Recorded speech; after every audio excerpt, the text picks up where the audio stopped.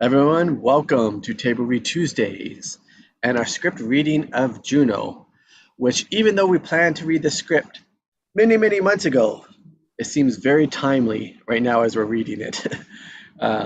Feel live. And so we'll go around and introduce you to this wonderful, smaller cast than usual, but works perfect for this initially smaller film with a fewer roles. So first, we have reading for us action and descriptions, Vicki Dykes. Hi, I'm Vicki Dykes. This will be my first time reading action and description. I'm excited, and I have a few small characters also. Sweet. And Dee Slavin. Hi, I'm Dee. I'm really excited to be here. This is my second Table Read Tuesdays that I've done, so I'm really excited about it. Yay. We're super excited to have you back. And Angelina and Laura Peterson. You're muted. I'm Angelina. I'm playing Leah, Bren, Bleeker's mom, Gerta, and nurse. And Laura, you want to pop into the screen? There we go. Laura, you're what? I'm a tough girl and a punk receptionist. All right. Yeah, you got the attitude going. And it's perfect. And we have Heather Lee Cameron. Hello, my name is Heather Lee Cameron, and I'm an actor, writer, and filmmaker from Alberta. I'll be playing Vanessa, girl lab partner, lone protester, Sue Chin, and woman 2. All right. And Clint Monroe. Hey, Clint Monroe, and I'm playing Bleeker, which, as I say it now, is just a really funny word to say, Bleeker. Try it, everybody. Say Bleeker. Anyway, I'm going to be reading that and having a good time. So I'll see you guys in a bit as Bleeker. Thank you, Bleeker. Bleeker.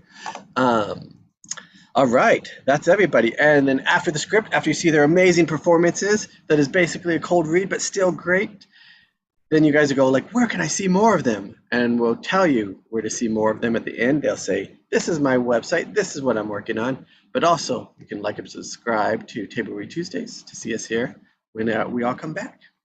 All right, so we're going to read Juno by Diablo Cody. And we'll talk more about it afterwards, but I believe this was her first script that she wrote. You guys can confirm or deny that if you have more information. But also, it's not the first thing she wrote. She had a very popular blog that she did for a long time, so she's been working that writing muscle and her style and everything. But we'll talk more afterwards. Until then, we'll let Vicki Dyke take us away. And you don't have to read all these revision stuff, Vicki. So you can skip past that. Juno by Diablo Cody.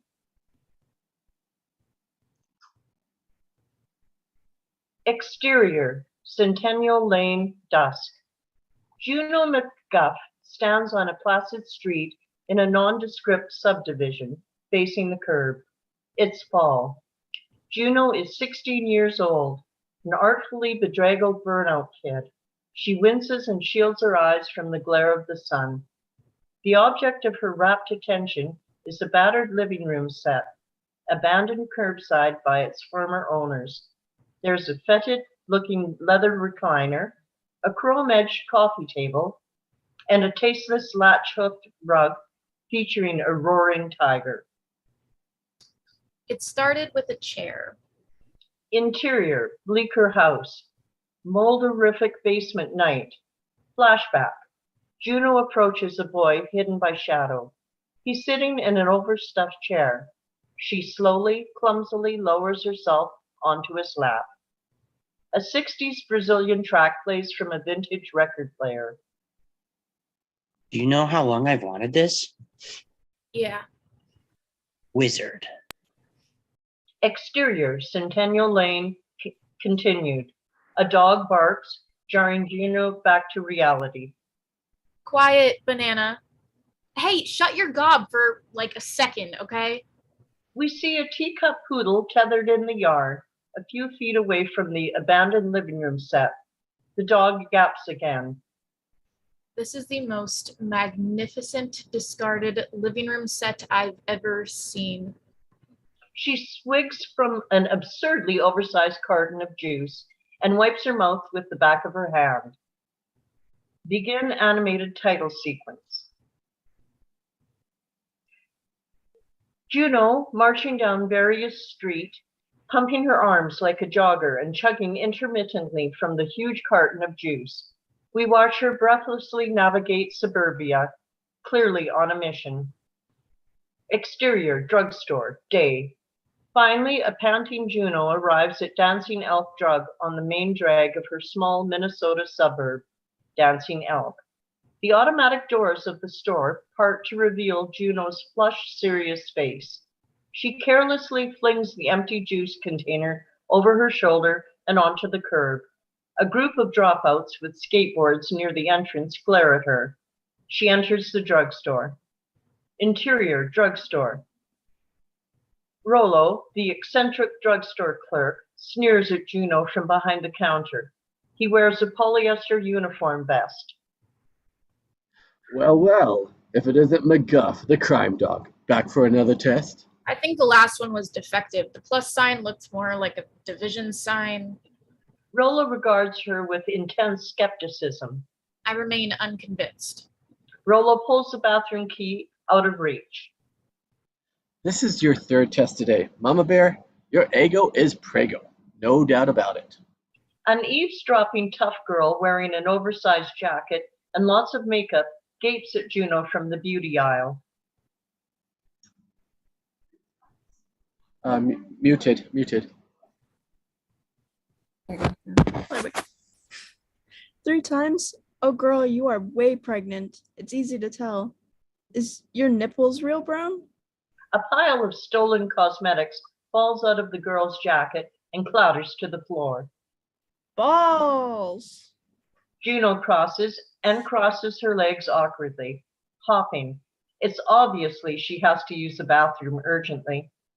Maybe you're having twins. Maybe your little boyfriend's got mutant sperms and he knocked you up twice. Silencio, I just drank my weight in Sunny D and I have to go pronto. Rollo sighs and slips her the bathroom key. Juno races down one of the aisles. Well, you know where the lavatory is.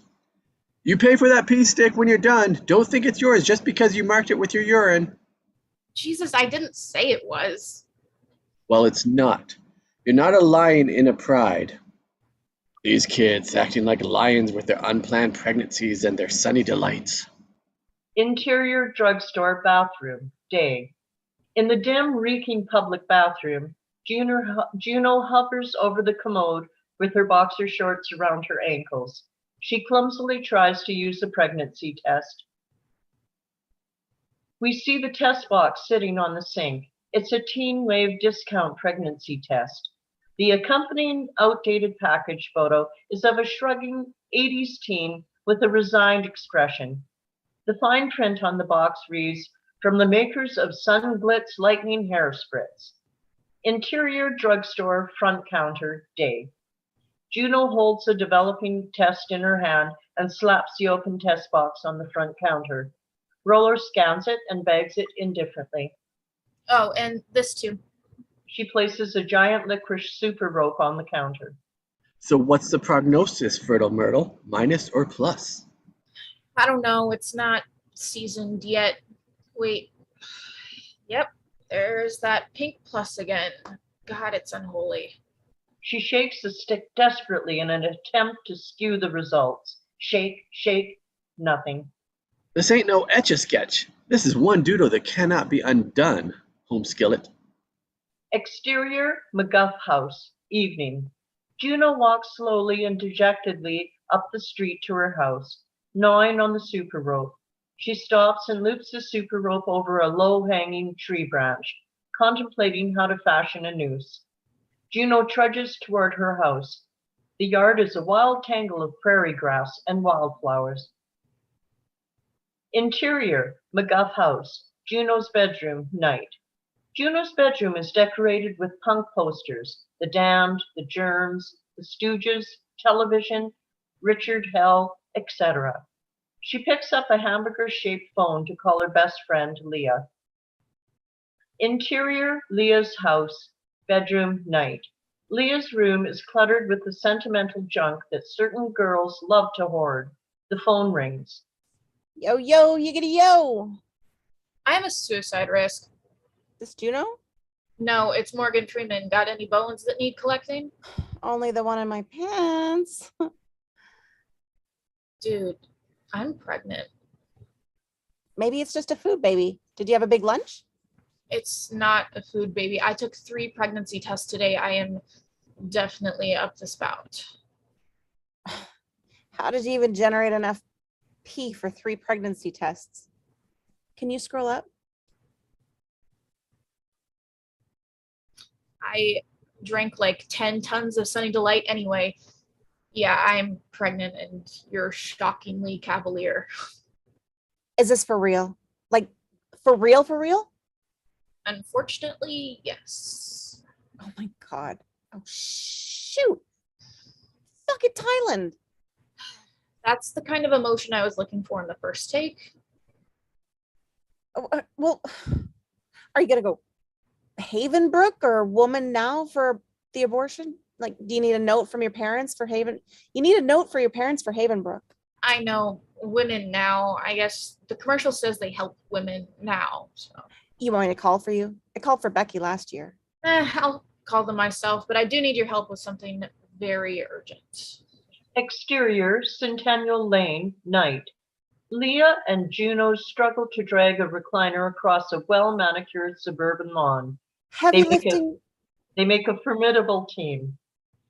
Heavy lifting can only help you at this point. That is sick, man. Leah busts a gut laughing. It's a stunningly accurate portrayal of Bleeker's parents. So you were bored? Is that how this blessed miracle came to be?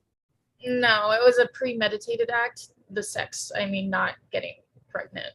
When did you decide you were gonna do Bleeker? Like a year ago in Spanish class. Interior, Dancing Elk School, Spanish class, day, flashback. Bleeker and Juno are sitting at their desks, listening to a teacher lecturing about Spanish. Bleeker discreetly pushes a postcard to Juno with his foot. She picks it up off the floor, reads it, then looks at Bleeker, who is watching the teacher obediently. Exterior, Centennial Lane, night. Aha! You love him! Extremely complicated, and I'd rather not talk about it in my fragile state. She hefts a coffee table with her bare hands. She's wearing her father's lifting belt. So, what was it like humping Bleeker's bony bod? It was magnificent, man. Interior, Bleeker's bedroom, morning. Close-up of Bleeker putting on double socks in his car bed. Close-up of Bleeker putting on his sweatbands. Close-up of Bleeker applying runner's glide. Interior, kitchen, Bleeker's house, kitchen, morning. Close-up of a croissant pocket warming in the microwave. Exterior, Bleeker house, morning. Paul Bleeker steps out onto the front porch of his house for early morning track practice. He wears a cross-country uniform that reads Dancing Elk Condors. He's eating some kind of microwave snack gimmick. Bleeker is startled to discover that Juno is outside waiting for him. She has somehow arranged the living room set on the front lawn and is seated in the armchair, chewing a pipe officiously. Hey, Bleak.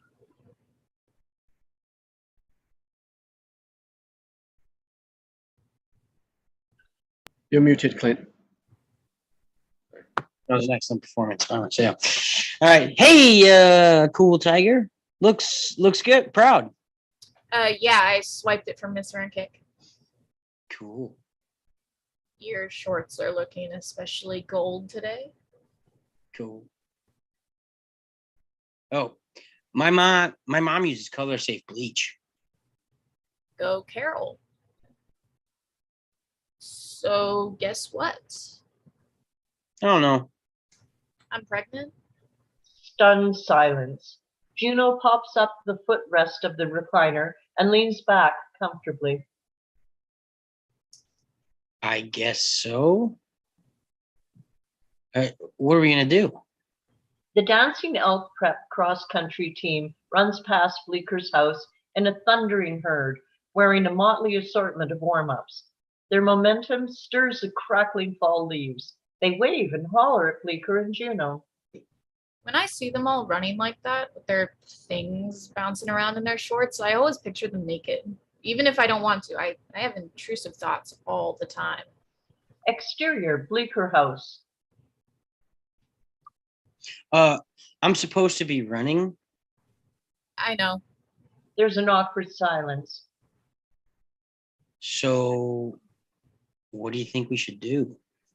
I thought I might, nip it in the bud before it gets worse, because I heard in health class that pregnancy often results in an infant. So, Yeah, typically. That's what happens when our moms and teachers get pregnant. so that's cool with you then? Yeah, wizard, I guess. I mean, do what you think is right. I'm really sorry I had sex with you. I know it wasn't your idea. Whose idea was it? I'll see you at school, okay? She mounts her bicycle and waves before riding off. Whose idea was it? Exterior, Dancing Elk School, day. Juno pushes her crappy bike into the bike rack and winds a lock around it. In the background, a group of 3 nerds play a live-action role-playing game.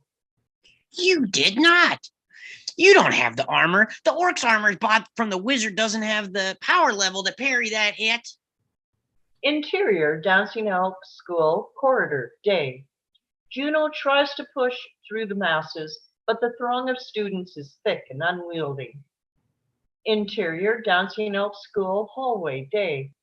Juno rummages through her locker, which is plastered with photos of Leah and Bleeker, plus a giant poster of Iggy Pop in his heyday. She grabs a dilapidated physics textbook. A few pages slip out. Steve Rendazo, the same asshole who harassed her as she walked to the drugstore, passes by in the hallway. Hey, your book fell apart. Yeah, It must look like your face. Bah! He high-fives his clutch of buddies and moves along. the funny thing is that Steve Rendazo secretly wants me. Jocks like him always want freaky girls with horn-rimmed glasses and vegan footwear and goth makeup, girls who play the cello and wear Converse All-Stars and want to be children's librarians when they grow up. Oh yeah, jocks eat that shit up. We see Steve looking back at Juno for a brief second with mixed feelings. They just won't admit it because they're supposed to be into the perfect cheerleaders like Leah, who incidentally is into teachers. We see Leah at the far end of the hallway, talking animatedly with a paunchy, middle-aged teacher, Keith. Me too. I love Woody Allen. Interior, Dancing Elk School, Science Lab, day. Students bustle in as the teacher, Mr. Tinker, tries to maintain order. Juno heads towards her desk and sets down her bag. People, we're doing our photomagnetism lab today, so find your partner and break into 4s. Juno looks up and meets eyes with her longtime lab partner, Bleeker. Sound the gong of awkwardness.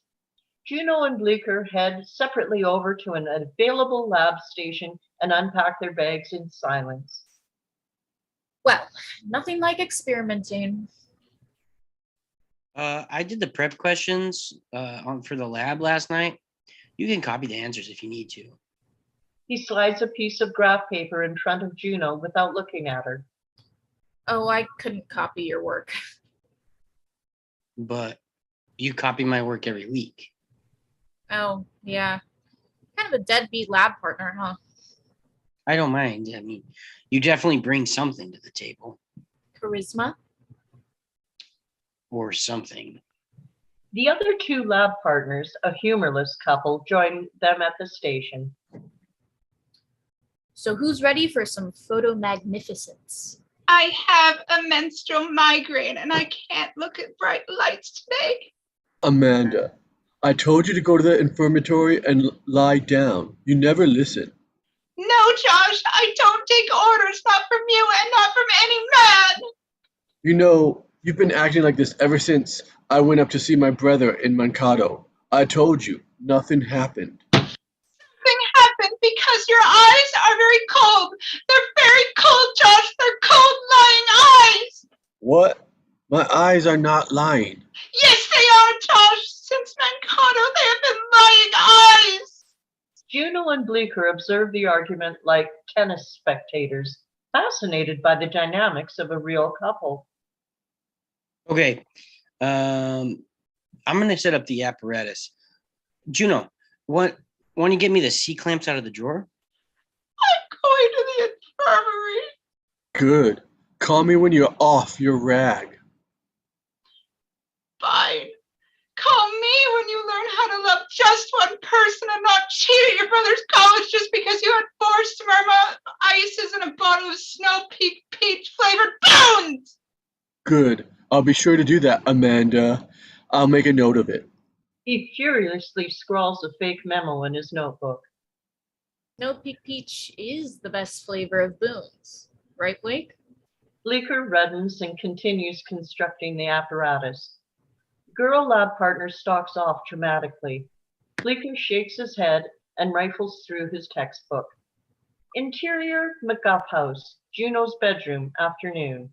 Juno examines a large ad in the newspaper that depicts a distraught teen girl clutching her head in a moment of staged conflict. The ad reads, "Pregnant? Find the clinic that gives women choice. Women's Choice Health Center." Juno picks up her hamburger phone and dials. For a moment, she attempts to copy the melodramatic pose from the ad, checking herself out in the mirror. Para instrucciones en español. A prima número dos. She presses a few buttons in succession. Yes, hello? I need to procedure a hasty abortion. What was that? I'm sorry, I'm on my hamburger phone and it's kind of awkward to talk on. It's really more of a novelty than a functional appliance. She smacks the phone a couple of times. Better? Okay, good. Yeah, as I said, I need an abortion to 16. It was approximately like 2 months and 4 days ago that I had the sex. That's a guesstimate. Okay, next Saturday. Great. She hangs up the phone. I hate it when adults use the term sexually active. Interior, health class, day, flashback. A health teacher, in slow-mo, puts a condom on a banana. What does that even mean? Can I deactivate someday, or is this a permanent state of being? I guess Bleeker went live the night we did it. I guess he hadn't done it before, and that's why he got that look on his face. Interior, Bleeker's house. Molderific basement, night, flashback. We see Polly's face at the moment of his deflowering. He comically is wide-eyed with shock. Interior, McGuff house. Dining room, night. Juno, her father, Mac, her stepmother, Bren, and Liberty Bell sit at a very typical kitchen table, eating dinner. Mac shovels food while chatting about his day. You should have seen this octopus furnace. I had to get out my hazmat suit just to get up in there. My dad used to be in the Army, but now he's just your average HVAC specialist. He and my mom got divorced when I was 5. She lives on a Havasu reservation in Arizona. Photo, Arizona trailer park. With her new husband and 3 replacement kids. Oh, and she inexplicably mails me a cactus every Valentine's Day. Interior, McGuff house. Juno's bedroom, day. Pile of neglected cacti festering in a corner of Juno's room. And I'm like, thanks a heap, Coyote Ugly. This cactus gram stings even worse than your abandonment. Interior, McGuff house. Dining room, night. Bren is cutting up Liberty's food diligently. Her nails are brilliant, holding the silverware. That's my stepmom, Bren. Interior, Bren's workroom, day. Bren stitches a needlepoint pillow of a dog. She's obsessed with dogs. Exterior, Ken's, day. Bren's nail salon in all its glory. Owns a nail salon called Bren's Tens. Interior Bren's Tens, day. Bren chats up a customer as she applies a fresh coat. And she always smells like methyl macrolate. Interior McGuff House, dining room, night. Liberty Bell coughs pitifully as Bren leans over her plate. So, Juno, how did your maneuver go last night? Which maneuver, sir? The one in which I moved an entire living room set from one lawn to another, or the one in which I cleared a 64-ounce blue slushie in 10 minutes? Bren speaks in her strong city accent. Juno, did you happen to barf in my urn? Mac, you know that nice urn by the front door, the one I got up in Stillwater? I found some weird blue, gunk in there this morning. I would never barf in your urn, Brenda. Maybe LB did it.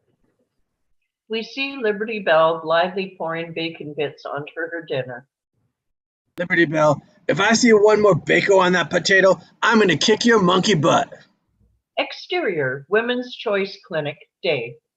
Juno trudges towards the front entrance of the clinic. There is a lone abortion protester, a teenager of Asian descent, holding a hugely oversized sign that reads, "No babies like murdering."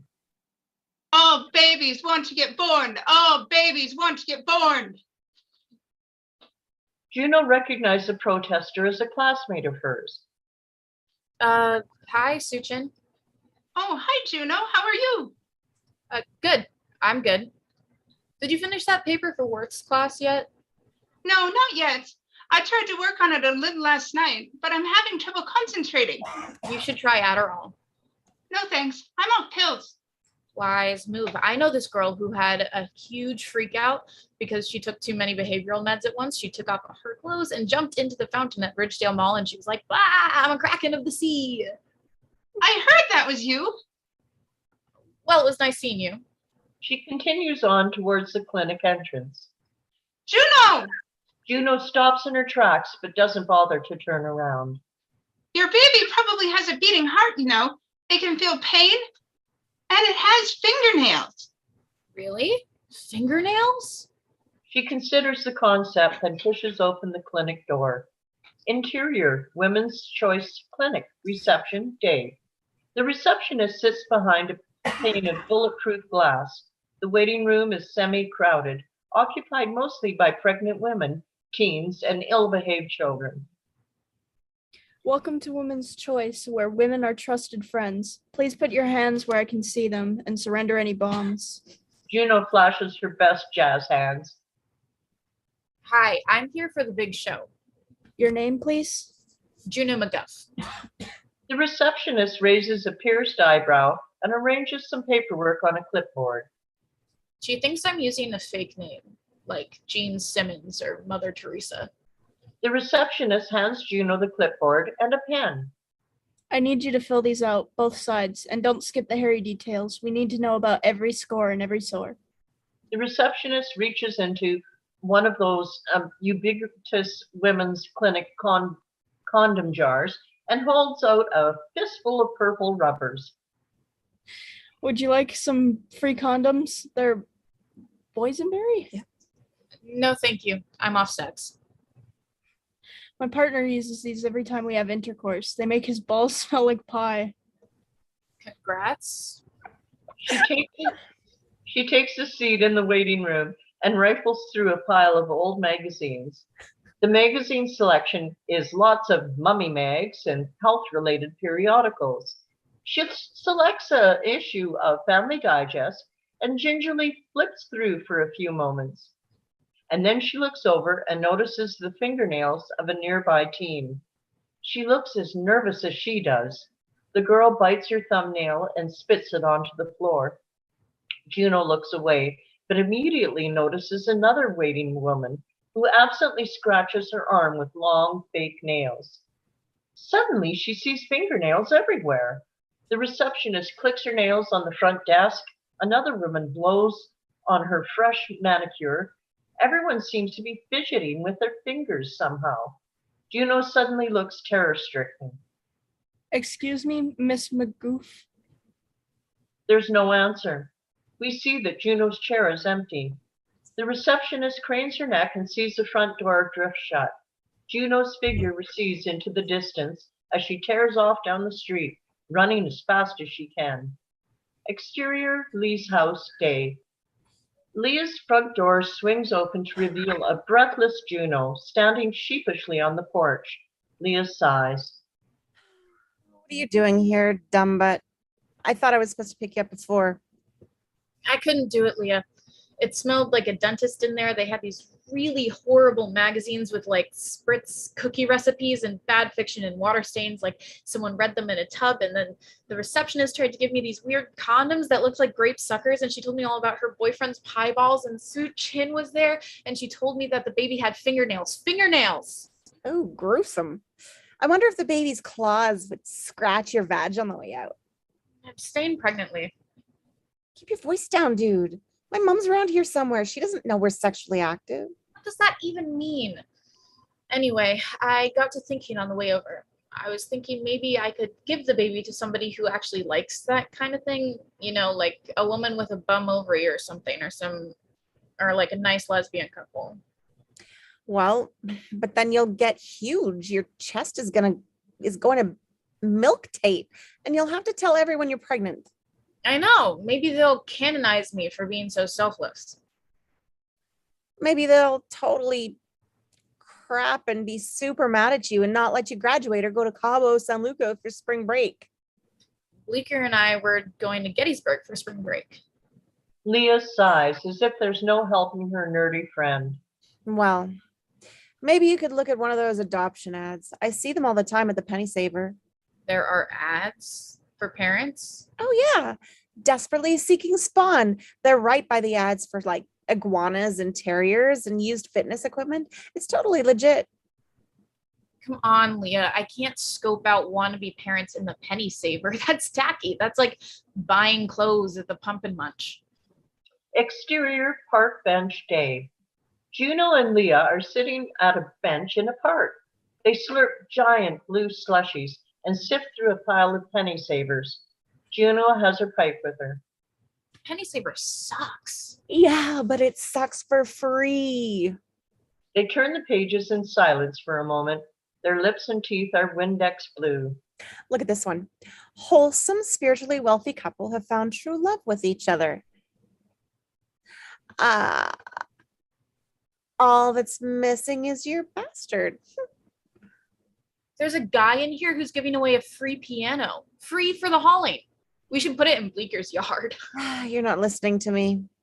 No, I heard you. I just can't give the baby to some people who describe themselves as wholesome. I'm looking for something a little edgier. What'd you have in mind? A family of disturbed loners who are into gunplay and incest? I was thinking a graphic designer, mid-30s, and his cool wife who dresses awesome and plays bass. But I'm not trying to be too particular. All right, how about this one? Healthy, educated couple seeking infant to join our family of 5. You will be compensated. Help us complete this circle of love. Yeesh, they sound like a cult. Besides, they're greedy. They already have 3 kids. Hey, Juno. Juno, look at this one. She points to the paper and motions for Juno to look. Juno scans the ad silently. We see the ad. It contains a photo of an attractive couple with ambiguous Mona Lisa smiles. It reads, educated, successful couple wishes to... They were Mark and Vanessa Loring, and they were beautiful, even in black and white. Exterior Bleeker house, Polly's window, night. We see Polly's bedroom window festooned with childish curtains and the light on inside. Interior Bleeker's house, Polly's bedroom, night. Bleeker lies on his car bed in his track uniform, listening to the same LP from when he and Juno went all the way. He stares between the pages of his embossed Dancing Elk Prep yearbook. We see the object of his gaze is Juno's black and white yearbook photo. Next to it, we see a sloppy handwritten message from Juno. We hear Juno's voice reading the message. Hey, Bleeker, spank off to this with motion lotion. Just kidding. Kind of. Your best friend, Juno. Bleeker picks up the phone. It's the same hamburger phone Juno has. He reconsiders and puts it down. There's a knock on the bedroom door. Bleeker's mom pokes her dowdy head inside. Paul, you coming downstairs to eat? I don't think so. You ran 8 miles today, puppy. Yeah, I'm not hungry, oddly. But it's breakfast for supper, your favorite, Polly. I made French toast and sausages. Patties, not linkies, just like you like it. Bleeker places his hand silently on his stomach. Juno McGuff called while you were out running. She wants to know if you're coming to her little coffee house performance on Saturday. Thanks for the message. You know how I feel about her. Yeah, you've mentioned it like 50 times. Just hope you don't consider her a close friend. Bleeker's mom gives up and closes the door. We see that Bleeker is clutching a pair of panties in one hand, which he slowly releases as the 45 ends. Interior, McGuff house, living room, afternoon. Bren and Mac are seated on the couch. Leah is standing nearby for reinforcements. Juno paces nervously, trying to suss out how to break the massive news. I have no idea how to spit this out. Hon, did you get expelled? No, the school would probably contact you in the event of my expulsion. Well, I was just asking. Seemed plausible. You need a large sum of money, legal counsel? No, I'm definitely not asking for anything except maybe mercy. Like, it would be really great if nobody hit me. What have you done, Junebug? Did you hit someone with the privia? What do you think, Leah? Oh, yeah, just tell them, man. Rip off the Band-Aid and let it bleed. I'm pregnant. Bren and Mac are predictably speechless. Juno? But I'm going to give it up for adoption. You're I muted. already found the perfect people. You're muted. Leah presents the penny saver photos of the Lornings. They say they're going to pay my medical expenses and Back everything. a I bit. promise this will all be resolved We in didn't- 30 odd weeks and we can pretend it never happened.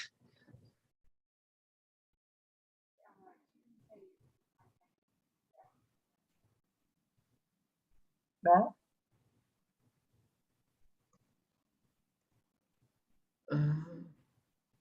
Okay. You're pregnant. Oh, God. You're pregnant? I'm so sorry, you guys. If it's any consolation, I have heartburn that's like radiating down to my kneecaps and I haven't gotten number 2 since Wednesday morning. I didn't even know you were sexually active. Juno cringes upon hearing her most hated term. Who's the kid? The baby? I don't know anything about it yet. I only know it's got fingernails, allegedly. Nails? Really? No, I mean, who's the father? Who's the father, Juno? Oh, it's Polly Bleeker. Bren and Mac burst into shocked laughter. What? Polly Bleeker? I didn't know he had it in him. He just doesn't look, well, viral. Okay, this is no laughing matter. No, it's not. Polly is very for real. And by the way, he was very good in chair. Leah fires a be quiet glance at Juno. Did you say you were thinking adoption? Yeah, well, there's this couple who've been trying to have a baby for 5 years. We found them on the penny saver by the exotic bird section. Bren looks understandably alarmed. Juno hastily attempts to make the situation sound more legitimate. But they have a real lawyer and everything. I'm going to meet with them next weekend. Junebug, that is a tough thing to do. Probably tougher than you can understand right now. Well, I'm not ready to be a mom. Damn, Skippy, you're not. You don't even remember to give Liberty Bell her breathing meds. Once, and she didn't die, if you recall. Honey, had you considered, the alternative? Leah and Juno exchange glances. No. Well, you're a very brave young lady. You're made of stronger stuff than I thought. You're a little Viking. Cool it. First things first, we have to get you healthy. You need prenatal vitamins. Incidentally, they do incredible things for your nails, so that's a plus. Oh, and we need to schedule a doctor's appointment. Find out when you're going to deliver. The term deliver is so weird. Can we not say deliver? How does crap it out sound? Juno, I want to come with you to meet these adoption people. You're just a kid. I don't want you to get ripped off by a couple of baby-starved wingnuts. Sure, Dad. Mac nods, satisfied, then contemplates the situation dismally. I thought you were the kind of girl who knew when to say when. I have no idea what kind of girl I am. Why don't you girls go upstairs for a while? I think Mac's going to explode. Juno and Leah hightail it upstairs. Just tell it to me straight, Bren. Do you think this is my fault? Her mother's fault? I think kids get bored and have intercourse. I think Junebug was a dummy about it. But we have to figure it out. But we have to move on from here and help her figure it out. I'm not ready to be a pop. You're not going to be a pop. And Juno's not going to be a ma. Somebody else is going to find a precious blessing from Jesus in this garbage dump of a situation. I friggin' hope. Did you see it coming when she sat us down here? Oh, God, yeah. But I was hoping she was expelled or into hard drugs. That was my first instinct, too. Or DWI, anything but this. And I'm gonna punch that Bleeker kid in the wiener the next time I see him. Oh, Mac, no. He's a sweet kid. You know it wasn't his idea. Mac shrugs in agreement. Interior, Loring House, day. Music plays as we see sparse images of Vanessa Loring's hands preparing the house for Juno's arrival. Sprucing a vase of flowers, straightening a framed photo of the Lorings, dusting off a table with one of those wet naps for furniture, lining up a shelf of books. Exterior, Loring neighborhood, Previa day. The Previa cruises slowly into the Loring's fancy gated community. Mac pulls over and parks on the curb. Exterior, Loring house, front porch day. Mark and Vanessa Loring have an impressive, though generic, McMansion. The entire yard is unlandscaped soil. Mac presses the doorbell while Juno chews his nails uncomfortably. Both look mortified as they wait for someone to greet them. Vanessa opens the door. She's a pretty, meticulous woman in her early 30s, very Banana Republic. Hi, I'm Vanessa. You must be Juno and Mr. McGuff. I'm Vanessa. Vanessa, right? Hello. Thank you for having me and my irresponsible child over to your home. Oh, no, thank you. Come on in. Interior, Loring house, hallway, day. Vanessa awkwardly leads them into her home. Can I take your coats? Sure. She takes off her hooded sweatshirt and thrusts it into Vanessa's arms, who sits it on a bench. Wicked pick in this penny saver, by the way. Super classy, not like those other people with the fake woods in the background. Like I'm really gonna fall for that, you know? You found us in the penny saver? Mark Loring appears next to Vanessa. He's a boyishly attractive guy in his mid-30s. He glances sheepishly at Vanessa upon hearing the penny saver mentioned, then extends his hand to Mac and Juno. Hi, I'm Mark Loring. I'm the husband. Interior, Loring house, living room, day. Mark and Vanessa usher Juno and Mac into the austere, spacious living room. A woman in a business suit sits on the couch with a briefcase in her lap. This is our attorney, Gerta Ross. Gerta Ross. Nice to meet you. Mac seizes Mark's hand and pumps it heartily. I'm Mac McGuff, and this, of course, is my daughter Juno. Like the city in Alaska? No. Cool. Well, let's sit down, get to know each other a bit. I'll get drinks. What would everyone like? I've got Pellegrino, vitamin water. Maker's Mark, please. Up. She's joking. Junebug has a wonderful sense of humor, which is just one of her many genetic gifts. I also have good teeth. No cavities. We finally got fluoridated water and dancing elk, so. She bears them frighteningly to demonstrate. Vanessa stares, unflappable. We're fine, thank you. Mac and Juno join Mark and Gerta Rouse on the couch. So, Juno, first off, how far along are you? I'm a junior. No, I mean in your pregnancy. Oh, my stepmom took me to the doctor yesterday, and they said I was 12 weeks. Vanessa enters with the refreshments on a tray. Oh, that's marvelous. So you're almost into your second trimester then? Yeah, apparently. I'm having it on May 4th. The tough part's almost over for you. I mean, my girlfriends always tell me the first couple months are the hardest. Yeah, but I hardly noticed it. I'm more worried about the part where I have to start wearing jeans with an elastic panel in the front. I think pregnancy is beautiful. Well, you're lucky it's not you. Vanessa looks to the ceiling. So let's discuss how we're going to do this thing. Well, I just have the baby and give it to you, right? Mark and Vanessa are willing to negotiate an open adoption. Wait, what does that mean? It means they'd send annual updates, photos, let Juno know how the baby is doing as he or she grows up. Of course, Juno's legal rights would be terminated. Whoa, I don't want to see pictures. I don't need to be notified of anything. Can't we just, kick it old school? I could just put the baby in a basket and send it your way, like Moses in the reeds. Technically, that would be kicking it Old Testament. Mark and Juno lock eyes. Yeah, the way people used to do it. Quick and dirty, like ripping off a Band-Aid. Well, then we agree a traditional closed adoption would be best for all involved then. Yeah, close it up. Vanessa is clearly ecstatic. Obviously, we'll compensate you for your medical expenses. Are you looking for any other compensation? Excuse me?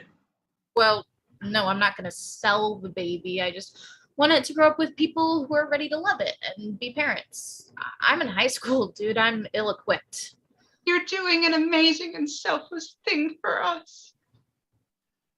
Vanessa has wanted a baby since we got married. I want to be a mommy so badly. Juno and Max stare at each other. You don't say.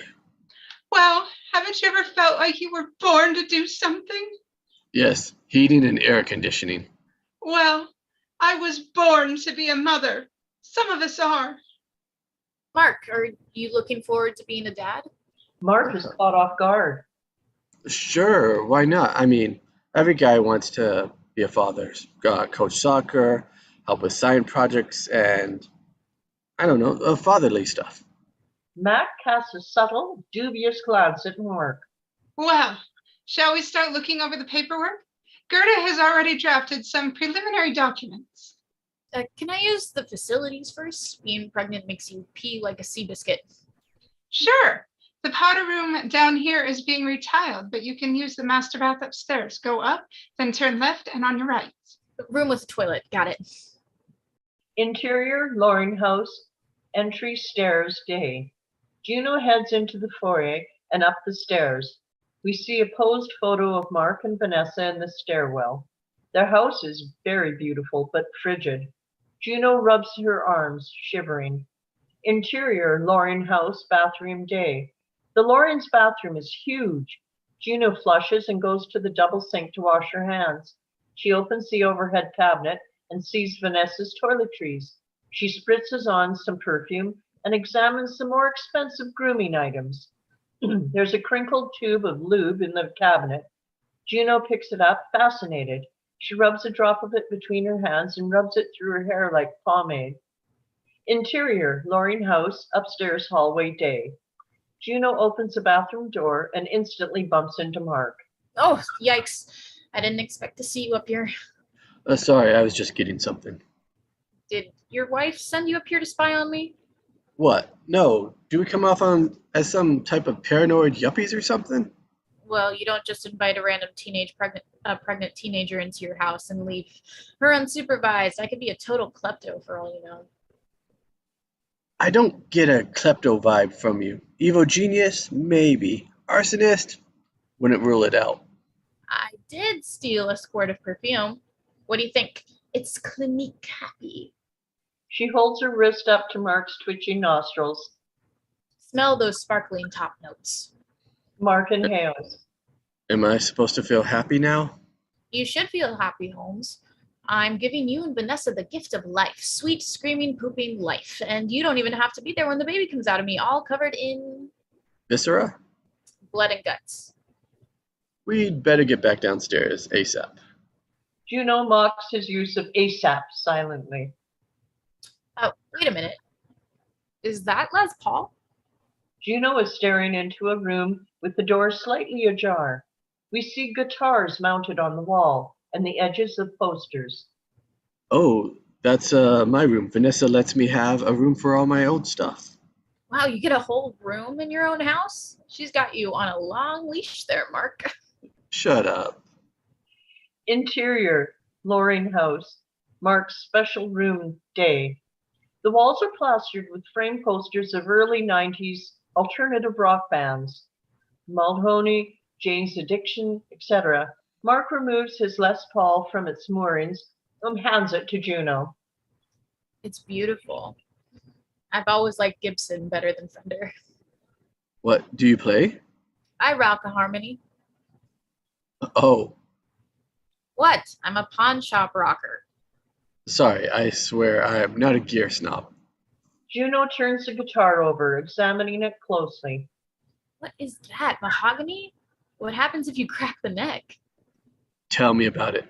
I used to play in a really tight band back when I lived in Chicago, and one night we opened for the Melvins. Do you know who the Melvins are? Yeah. Well, we were playing with them, and I busted this guitar on stage. It cost me $800 and a dime bag just to have it fixed. When was this? Like 96?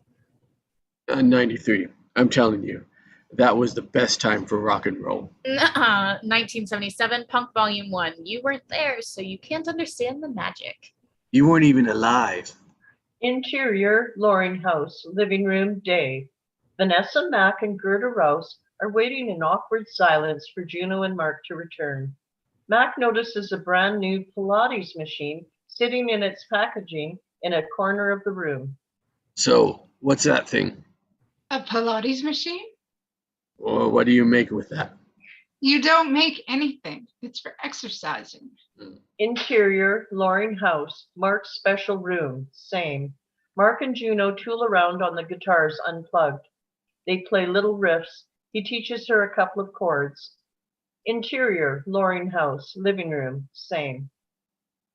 My wife just ordered one of those Tony Little gazelles off the TV. You know, from the guy with the ponytail? Vanessa and Gerta have no response. That guy just doesn't look right to me. Suddenly, a shriek of amped feedback followed by loud, discordant guitar strumming can be heard, drifting down from upstairs. Vanessa looks to the ceiling. Will you excuse me? Interior, Loring House, Mark's special room, day. Mark has strapped on the Les Paul and is playing and singing Doll Parts by Hole. Yeah, they really want you. Really want Really you. like Really do. They really do. Building together. Yeah, they really want you. They really want you. They do. Vanessa appears in the doorway. Juno immediately puts down the guitar. Mark doesn't notice her immediately. I want to be the. Oh, sorry, honey. Mark clumsily puts down the guitar and stands up. You guys are playing music? Juno just wanted a closer look at Kimber here. Your guitar is named Kimber. Yeah. That's all right. My axe is named Roosevelt after Franklin, not Ted. Franklin was the hot one with the polio. I think Gerta is waiting for us downstairs with some important stuff for us to go over. Mark hangs the guitars back on the wall. He and Juno exit the room, chastised. Vanessa looks to Mark in question. Didn't mean to interrupt the jam session. Interior, Loring House, entry, day. Juno and Mac have put their coats on and are in the process of leaving. Gerta hands Juno the documents. Vanessa and Mark trail behind. So look those over and give me a call in my office if you have any questions. Juno, we'd really appreciate it if you could keep us updated on any doctor's appointments, ultrasounds, and other things of that nature. Oh, sure. Of course. You'd want to know how your kid is cooking. So then, you really think that you're going to go ahead with all of this? Mac stares at Juno gravely. Yeah, for sure. I like you guys. Juno looks at Mark. How sure? Percentage-wise, would you say you're 80% sure, 90% sure? Mark seems visibly embarrassed by Vanessa's manic demeanor. I'm going to say 104% sure. Oh, really? Look, if I could give it to you now, I would, but it probably looks like a sea monkey at this point, so I think we should leave it in there for a while until it gets cuter, you know? I think that's a great idea. That's great. Yeah, stellar news. Well, you guys drive safe and we'll hear from you soon, all right? All right, take care of yourselves. Juno and Mac exit. Mark shuts the door. All is silent in the foyer. Mark, Vanessa, and Gerta stand motionless. Gerta pumps her fist triumphantly, trying to create a mood of celebration. All right. Vanessa buries her head in her hands and weeps softly. Exterior, suburban streets, morning. It is now winter. The track team jogs in formation, leaving tracks in the snow.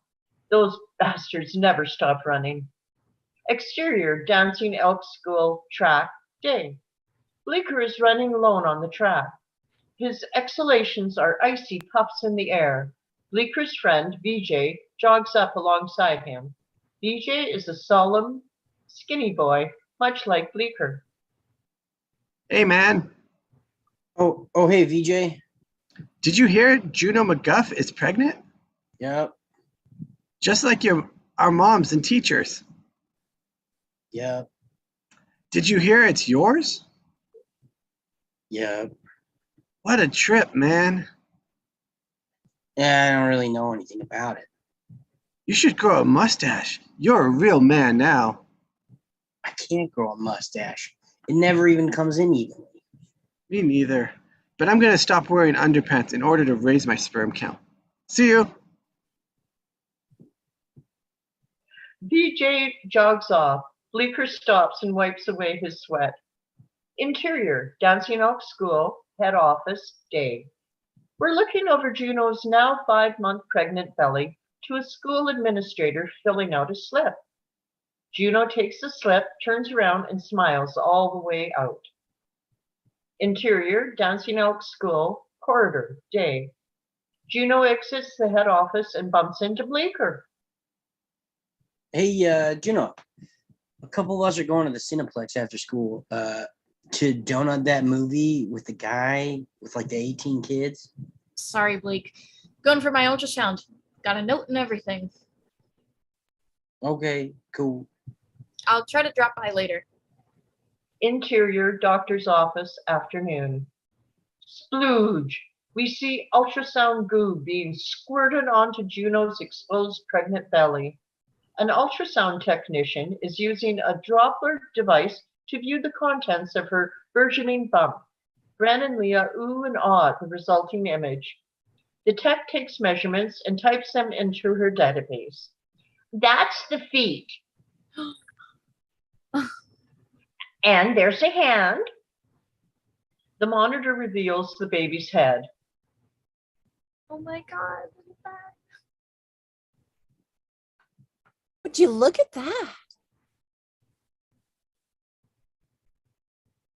Who are you? Different person. Oh, yeah.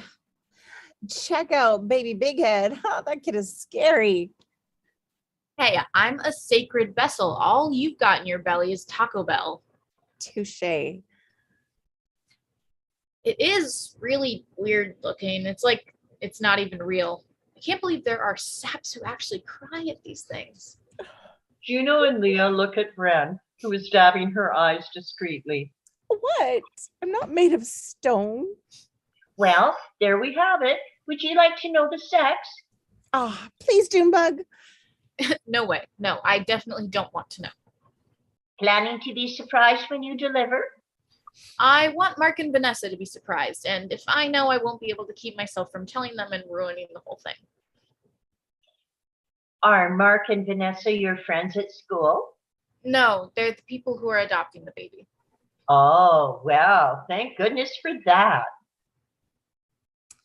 Wait, what's that supposed to mean? I just see a lot of teenage mothers come through here. It's obviously a poisonous environment for a baby to be raised in. Juno and Leah and Bren become immediately defensive. How do you know I'm so poisonous? Like, what if the adoptive parents turn out to be evil molesters? Yeah, or stage parents. Or they could be utterly negligent. Or maybe they'll do a far shittier job than raising a kid than my dumbass stepdaughter ever would. You ever consider that? No, I guess not. What is your job title exactly?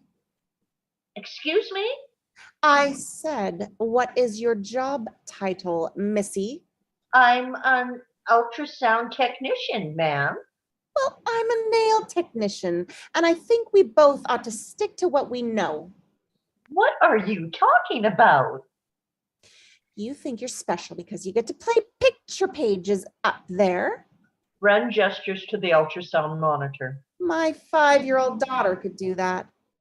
And let me tell you, she is not the brightest bulb in the tanning bed. So why don't you go back to night school in Mantino and learn a real trade? The ultrasound tech exists in a huff. Bren, you're a dick. I love it. Interior, Juno's bedroom, day. Juno lays in bed checking out the ultrasound printout. Exterior, Loring neighborhood, Previa, afternoon. The Previa drives into the front gate of Mark and Vanessa's exclusive community. A sign on the gate reads Glacial Valley. Exterior, Loring house, entry, afternoon. Juno rings the doorbell, shifting her weight in the cold. Mark answers the door, dressed in a t-shirt and jeans. No, wow, I didn't expect to see you here. I've got something really cool to show you guys. Is Vanessa here? No, she's working late tonight. She's trying to accrue some extra time off for when, you know. He gestures awkwardly to Juno's belly. Right. I hear they can be kind of a time suck. Come on in. You want a ginseng cooler? Sure. What is it with you rich people and your herb-infused juices? I don't know, something to do with 4-packs. They're not bad. Interior, Loring house, kitchen, afternoon. Mark leads Juno into the kitchen where he pours 2 drinks. The stereo blares in the background. Why aren't you at work? I mostly work from home. I'm a composer. No way. Like Joanne's Brahms? No, more commercial stuff. Like what? Commercials. Oh, Have you seen those ads for titanium power men's deodorant? titanium power, get more snatched by the batch. I wrote that. You're kind of a sellout, aren't you? What would the Melvins say? They'd say, you came a long way out here not knowing if anyone would be home. She holds up a manila envelope. Come on, you're gonna want to sit down for this. Interior, Loring house, den, afternoon. As they move into the living room, Juno sits down and motions for Mark to join her on the couch. Park it, dude. Mark sits down. With great fanfare, Juno retrieves a dark glossy sheet from the envelope. It's her ultrasound. Behold, good sir, the very first photo of your future child. You're kidding. Mark examines the ultrasound, baffled. I think it kind of looks like my friend Polly. Oh, is he bald and amorphous? No, he's the dad. Mark looks jolted, as if it's the first time he considered that her baby might have a father. He stands up and holds the photo up to the light, critically. Can you tell if it's a boy or a girl? The doctor can tell, but I decided not to know. I want it to be a big surprise. Well, it can really only go 2 ways. That's what you think. I drink tons of booze, so you might want to get one of those scary neuter babies that's born without junk. Junk? You know, it's parts. I know what junk is. Oh, yeah? We definitely wanted to have junk. Well, don't worry about it. My stepmom is forcing me to eat really healthy. She won't even let me stand in front of the microwave or eat red M&Ms. Hope you're ready. Mark chuckles. What? Wait, do you hear that? A new song has begun. Mark closes his eyes in ecstasy and walks towards the stereo. Juno follows him towards the source of the music, looking perplexed by how happy he is. What And is it? I think we're at the Oh, intermission. So, Congratulations, everybody. yeah, good job. Are Yeah. you baby caretakers, makers and caretakers? An eventful first half. Yeah, yes. This movie got right into it, and we'll talk about more of that afterwards. But till then, break time. So if you guys need to go get more food, more bathroom breaks, more water, do it, and we'll see you guys back at the 20ish, the 20ish mark. All right. Ciao.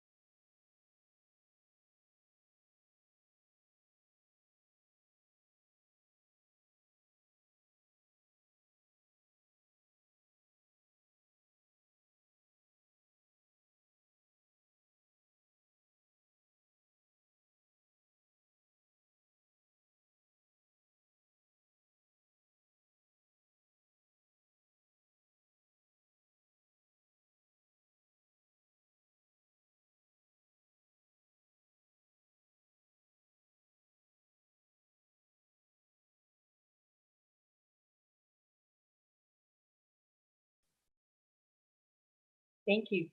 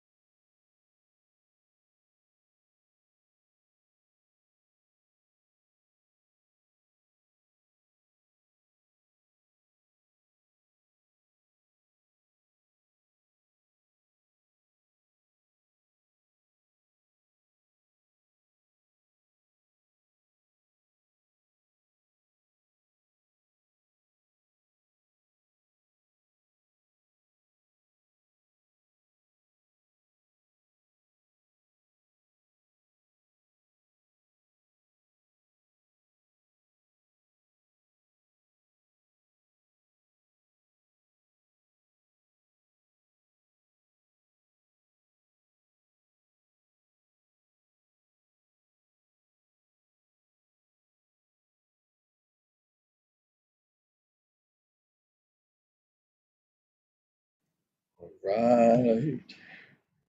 The intermission is powered by Cypher Studios.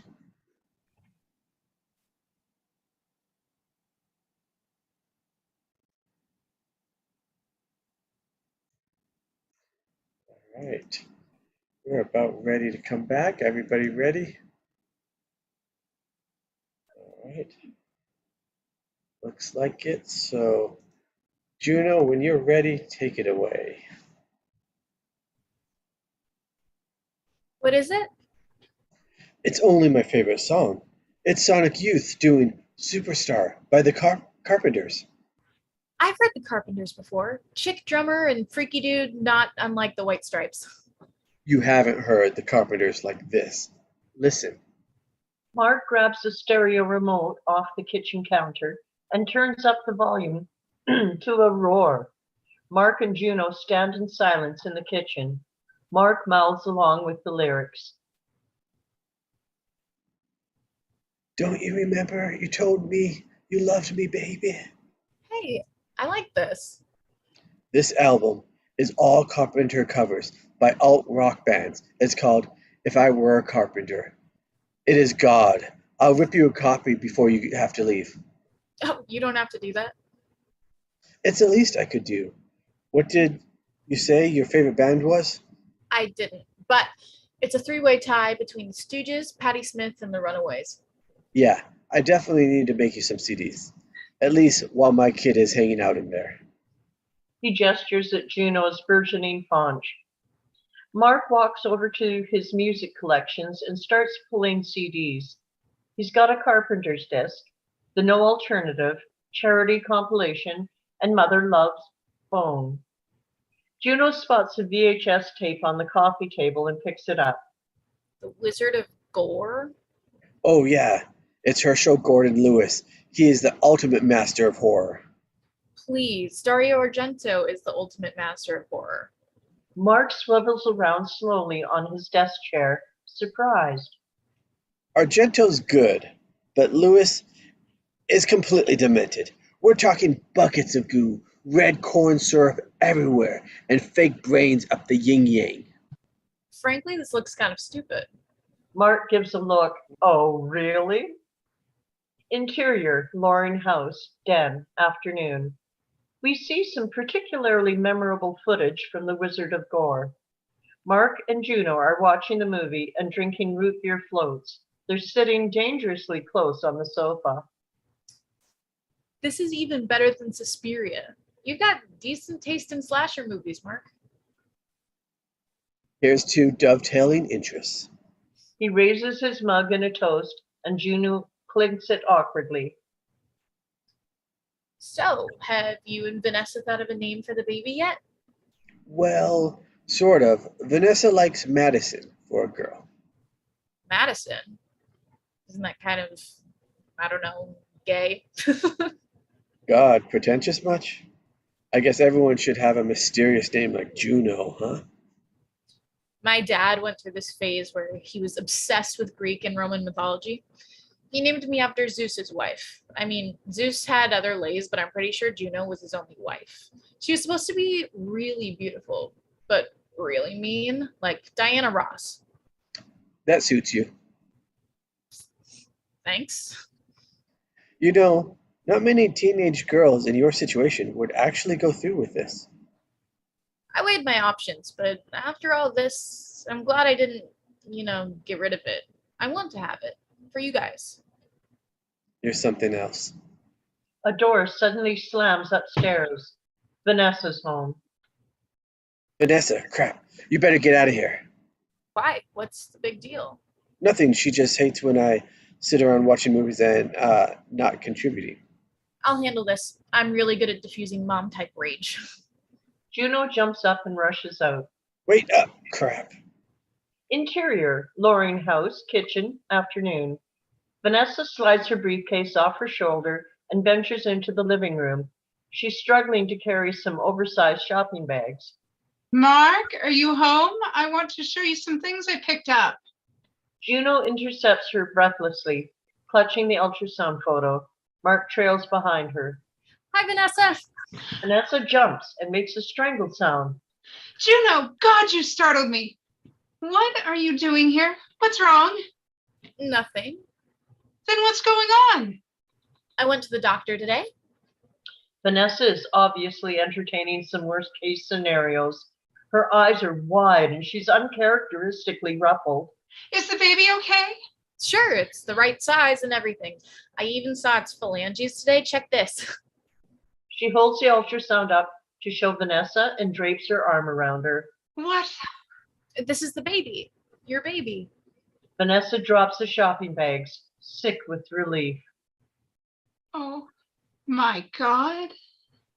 Doesn't it look like it's waving? It's kind of like saying, "Hi, Vanessa, will you be my mommy?"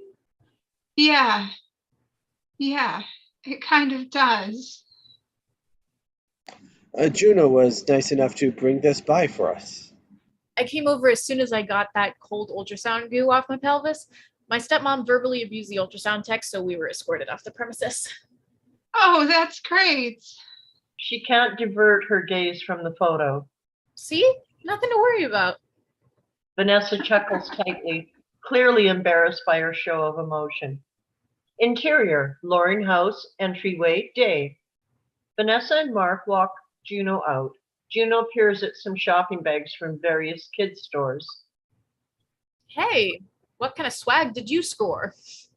Yeah, mall madness, huh? Oh, it's just some stuff I picked up for, the baby. Babies need a lot of things. I want everything to be just right. I thought people got all that stuff at baby showers. When my stepmom had my sister, I remember she got about 1 million presents. They were all lame though, so I wasn't jealous. I doubt anyone's throwing us a shower. Why? I think people are kind of unsure about the situation because it's not, set in stone. What do you mean? You mean, do you think I'm gonna flake out on you?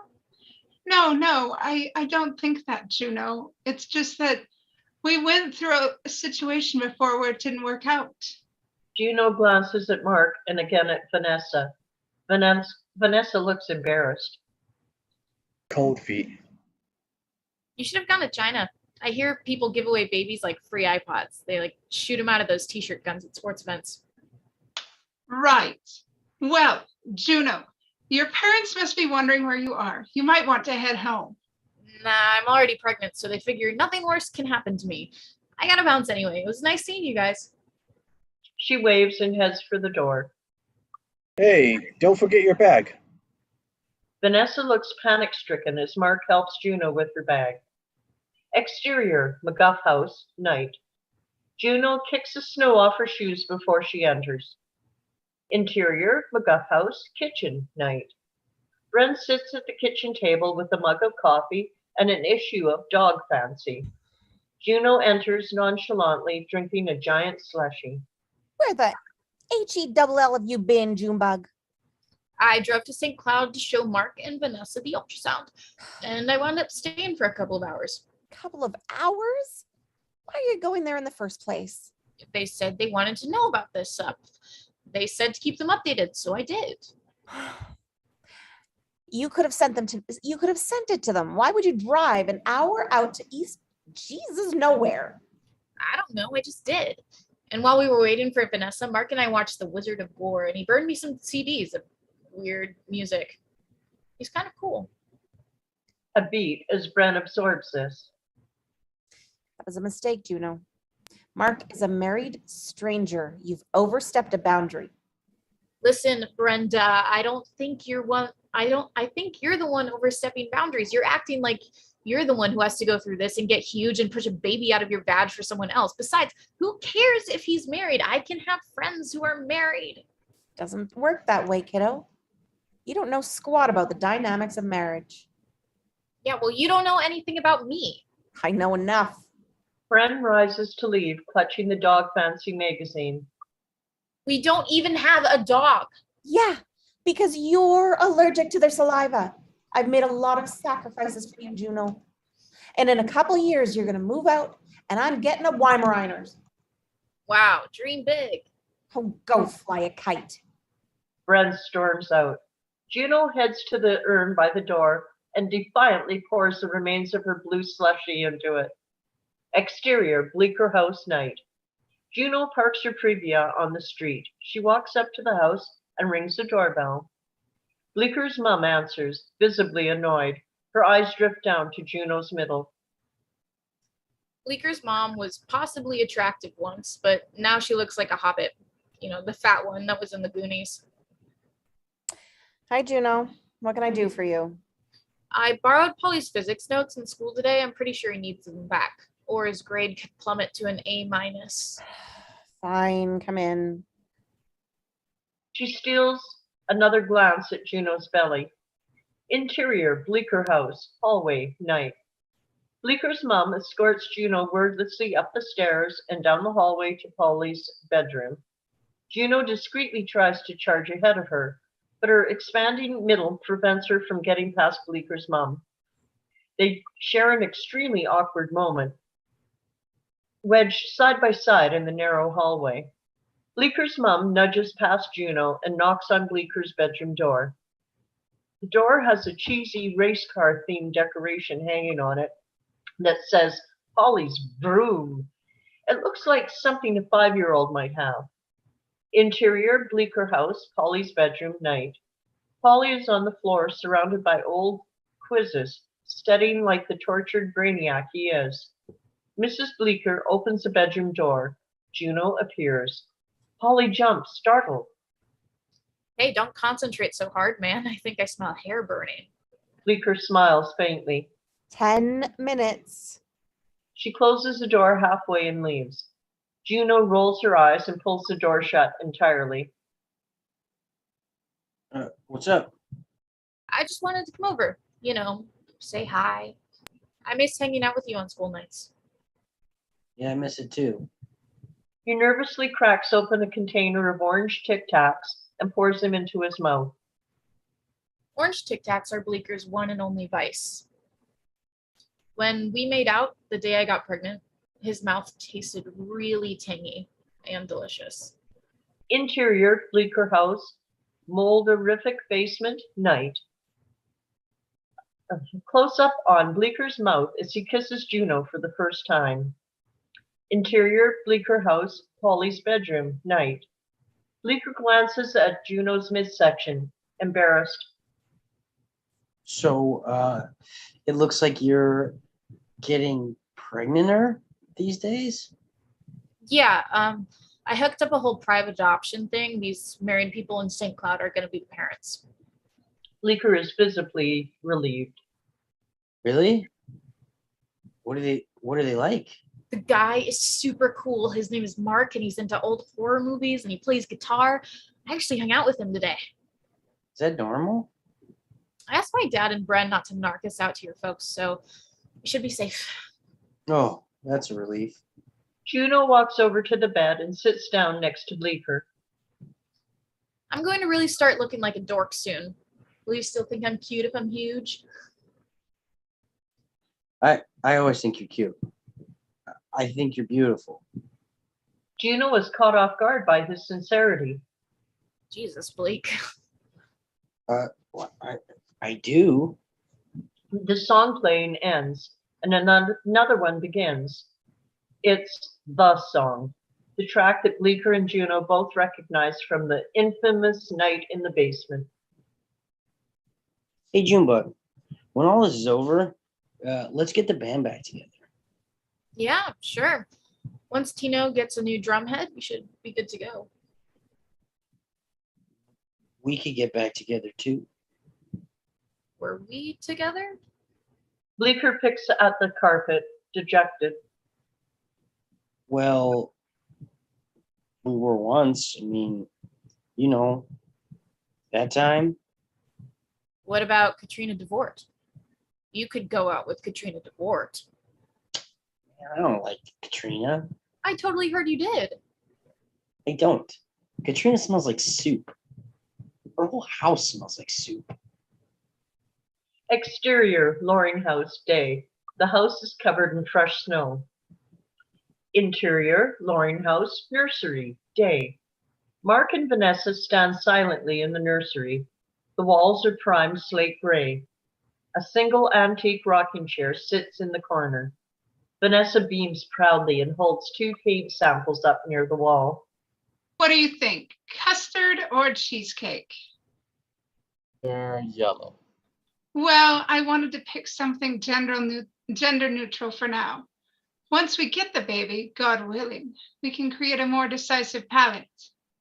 Why do people think yellow is gender neutral? I don't know one man with a yellow bedroom. I think I'm leaning towards custard in this light. I don't know. I should paint a small area. Or you should just wait a couple of months. It's not like the baby's going to storm in here any second and demand dessert-colored walls. What to Expect says that readying the baby's room is an important process for women. It's called nesting. Nesting, huh? Are you planning to build a crib out of twigs and saliva? You should read the book. I even flagged the daddy chapters for you. I just think it's too early to paint. That's my opinion. And I disagree. Mark shrugs, resigned. Vanessa points to the nursery's largest wall. That wall is going to need something. Maybe we could put our first family picture there.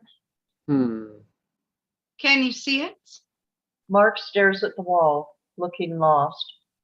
Interior, Ridgedale Mall, day. Juno and Leah are walking through the mall, looking bored.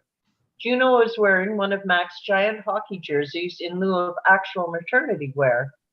Leah gnaws on a giant cinnamon pretzel. Leah muted. Leah still muted. Yum, this pretzel tastes like a friggin' donut. Share the love. She wrestles Leah for the pretzel. Onlookers stare at them, appalled, as Leah puts Juno in a half Nelson. She's assaulting me. She's denying me fresh baked goodness. Leah claps a hand over Juno's mouth. What? Juno drags Leah behind a pillar and peers out from behind it. They're watching a group of well-heeled women and their children shopping en masse. One of the women is pushing a toddler in an ultra-modern stroller, and one of the women is Vanessa, looking vaguely detached. That's her. That's Vanessa Loring. Of the Penny Saver Lorings? Juno nods. No way. She's pretty. You sound shocked or something. I just thought she'd look like really old in real life. The women gather near a play area, sip frappes, and loudly discuss their outfits for an upcoming party. And I was like, no offense, sweetie, but nobody looks good in gauchos. Especially not with her build. Wah, wah, wah, wah. One of the little girls in the group tugs at Vanessa's sleeve. Vanessa happily follows the little girl over to their play area and begins to play energetically with her. Juno watches intently, but Leah just snickers. She's gonna steal that kid for her collection. Right? Seriously. They watch Vanessa for a few more moments. The other kids wander over towards the play area while their mothers ignore them. Vanessa continues to entertain the children. Boring. Leah stands up. Juno lingers for a moment. Interior, Ridgedale Mall, elevator bank.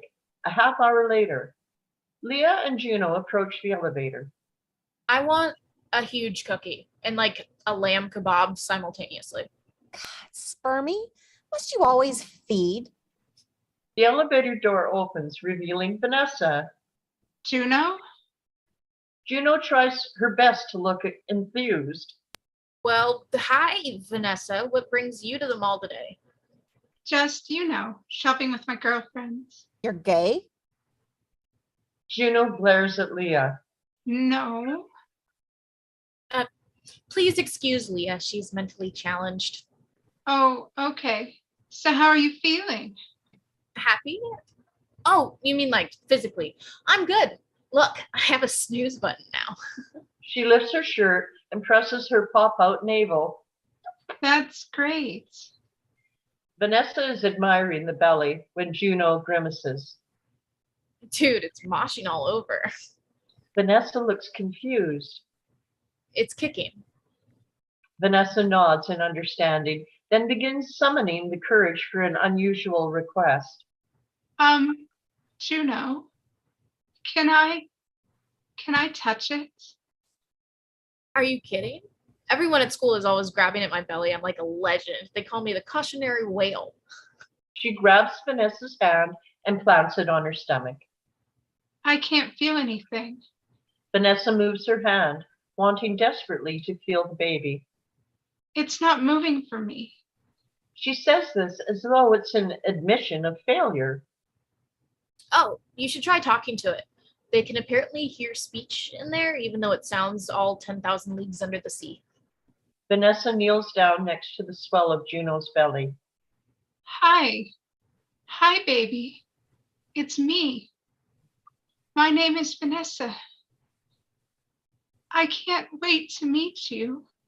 Leah gives a look to Juno as if she's about to barf. Can you hear me, sweet angel? Vanessa looks like she's giving up hope. Then suddenly... Oh my God! It moved! I felt it! Elbow. Wow, it's magical. Juno smiles at Vanessa in awe of her genuine affection. Exterior, suburban streets, morning. The streets are covered in muddy, slushy snow. The mud is instantly trampled underfoot by the collective feet of the Dancing Elk track team on their morning run. Interior, McGuff House, Bren's desk, day. Bren cuts the top 3 inches off a pair of Juno's jeans. Then, using a sewing machine, begins attaching an elastic waistband. Interior, Dancing Elk School, corridor, day. We're behind that same waistband as Juno walks through the students. Now people seem to part the waters for the belly.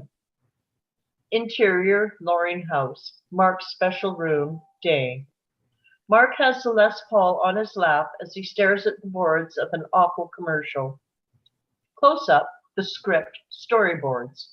A kitchen scene with a kid eating a new breakfast product called brunch bowls. Annoyed and out of ideas, Mark begins an impromptu song. If you're tired of breakfast, but you're not hungry for lunch, microwave yourself a healthy bowl of brunch. Mark drops his head dejected. Then the phone rings. Hello? Intercut with Interior, Dancing Elk School, phone booth, day. So I've been spending a lot of time listening to that weird CD you made me. Mark instantly smiles. Oh, really? What's the verdict? I sort of like it. I mean, it's cute. Cute. Well, when you're used to the raw power of Iggy and the Stooges, everything else kind of sounds precious by comparison. I imagine you have a collection of punk chestnuts to prove your point. Consider it your musical education. I'm dying to see what you've got to teach me. Okay, stop surfing porn and get back to work. Just wanted to say hi. Go learn something. Mark hangs up, smiles. Interior, Dancing Elk School, cafeteria, day. Close up on Juno's tray sliding along, picking up an odd combo of pregnant food. Pull up to find Juno and Leah walking their trays to a table. God, you're getting huge. How many months has it been now? Almost 8. You wouldn't believe how weird I look naked. I wish my fun bags would get bigger. Trust me, you don't. I actually have to wear a bra now, and I have to rub this nasty cocoa butter stuff all over my skin, so because otherwise it could get too stretched and explode. Hot. Interior, Dancing Oak School, corridor, day. Juno and Leah are sitting inside an empty awards case on the wall, eating their lunch. Juno notices that the other kids in the cafeteria can't help but glance her way. Some look derisive, others are amused. God, why is everyone always staring at me? Well, you are kind of convex. She illustrates by making a rounded gesture near her stomach. Wow, someone's been actually doing her geometry homework for once. I don't have a choice. Keith's been grading me really hard lately. Please do not revert to Mr. Conyers as Keith, okay? My barf reflex is already heightened these days. Keith's hot. Ew, he's all beardy. We see Keith, the teacher, talking to some science kids in the background. He has a wild America beard. He lifts a cup of coffee to his lips and slurps lustily. Back on Juno and Leah. Did you hear Bleak is going to prom with Katrina DeVort? Katrina? No way. He doesn't like Katrina. Must be a pity date. He asked her. I heard they were going to Benihana, then the prom, then to Vijay's parents' cabin. Bleeker told me Katrina's whole house reeks of soup. Oh, it totally does. I was there for her birthday about 4 years ago, and it was like Lipton Landing. But you know, boys have endured worse things for a nookie. There's no way in hell they're having sex or even holding hands. I wouldn't be so sure about that. He did it with you. He's a man now. Yeah, well, Bleak trusted me. We're best friends. Are you jealous? I thought you said you didn't care what he did. I'm not jealous and I don't care. I just know he doesn't like Katrina and I don't think he should toy with her emotions like that. She seems nice and all. Okay, Juno, I'm really convinced. Prom is for weenuses anyway. Once you're old enough to go, it's not cool anymore. Interior, Dancing Oak School, Bleeker's locker, day. Bleeker retrieves a book from his open locker. Juno marches up to him, belly leading the way. Are you honestly and truly going to prom with Katrina DeVort? Hi. Leah just told me you were going with her. Yeah, I did ask her if she wanted to go. A bunch of us from the team are going to Benihana's, and then to prom, then Vijay's parents' cabin. Juno is clearly affronted. We're getting a stretch limousine. Your mom must be really glad you're not taking me. You're mad? Why are you mad? I'm not mad. I'm in a fucking great mood, despite the fact that I'm trapped in a fat suit and I can't take off, despite the fact that everyone is making fun of me behind my back, despite the fact that your little girlfriend gave me the stink eye in art class yesterday. Katrina's not my girlfriend, and I doubt she was actually giving you the stink eye. I mean, her face she just looks like that all the time. A girl strides past, obviously Katrina, with a sour look aimed squarely at Juno. Whatever. Have fun at the prom with soupy sales. I'm sure I can think of something way more cool to do that night. Like, I could pumice my feet or go to Bren's dumb Unitarian church or get hit by a 10-ton truck full of hot garbage juice. All those things would be exponentially cooler than going to the prom with you. She starts to walk away. Bleeker takes a deep breath. You're being really immature. What? Bleeker braces himself and pushes up his lab goggles. That's not how our thing works. I hurl the accusations and you talk me down, remember? Not this time. You don't have any reason to be mad at me. You broke my heart. I should be royally ticked at you, man. I should be really cheesed off. I shouldn't even be talking to you anymore. Why? Because I got bored and had sex with you one day and then I didn't marry you? Like I'd marry you. You would be the meanest wife of all time.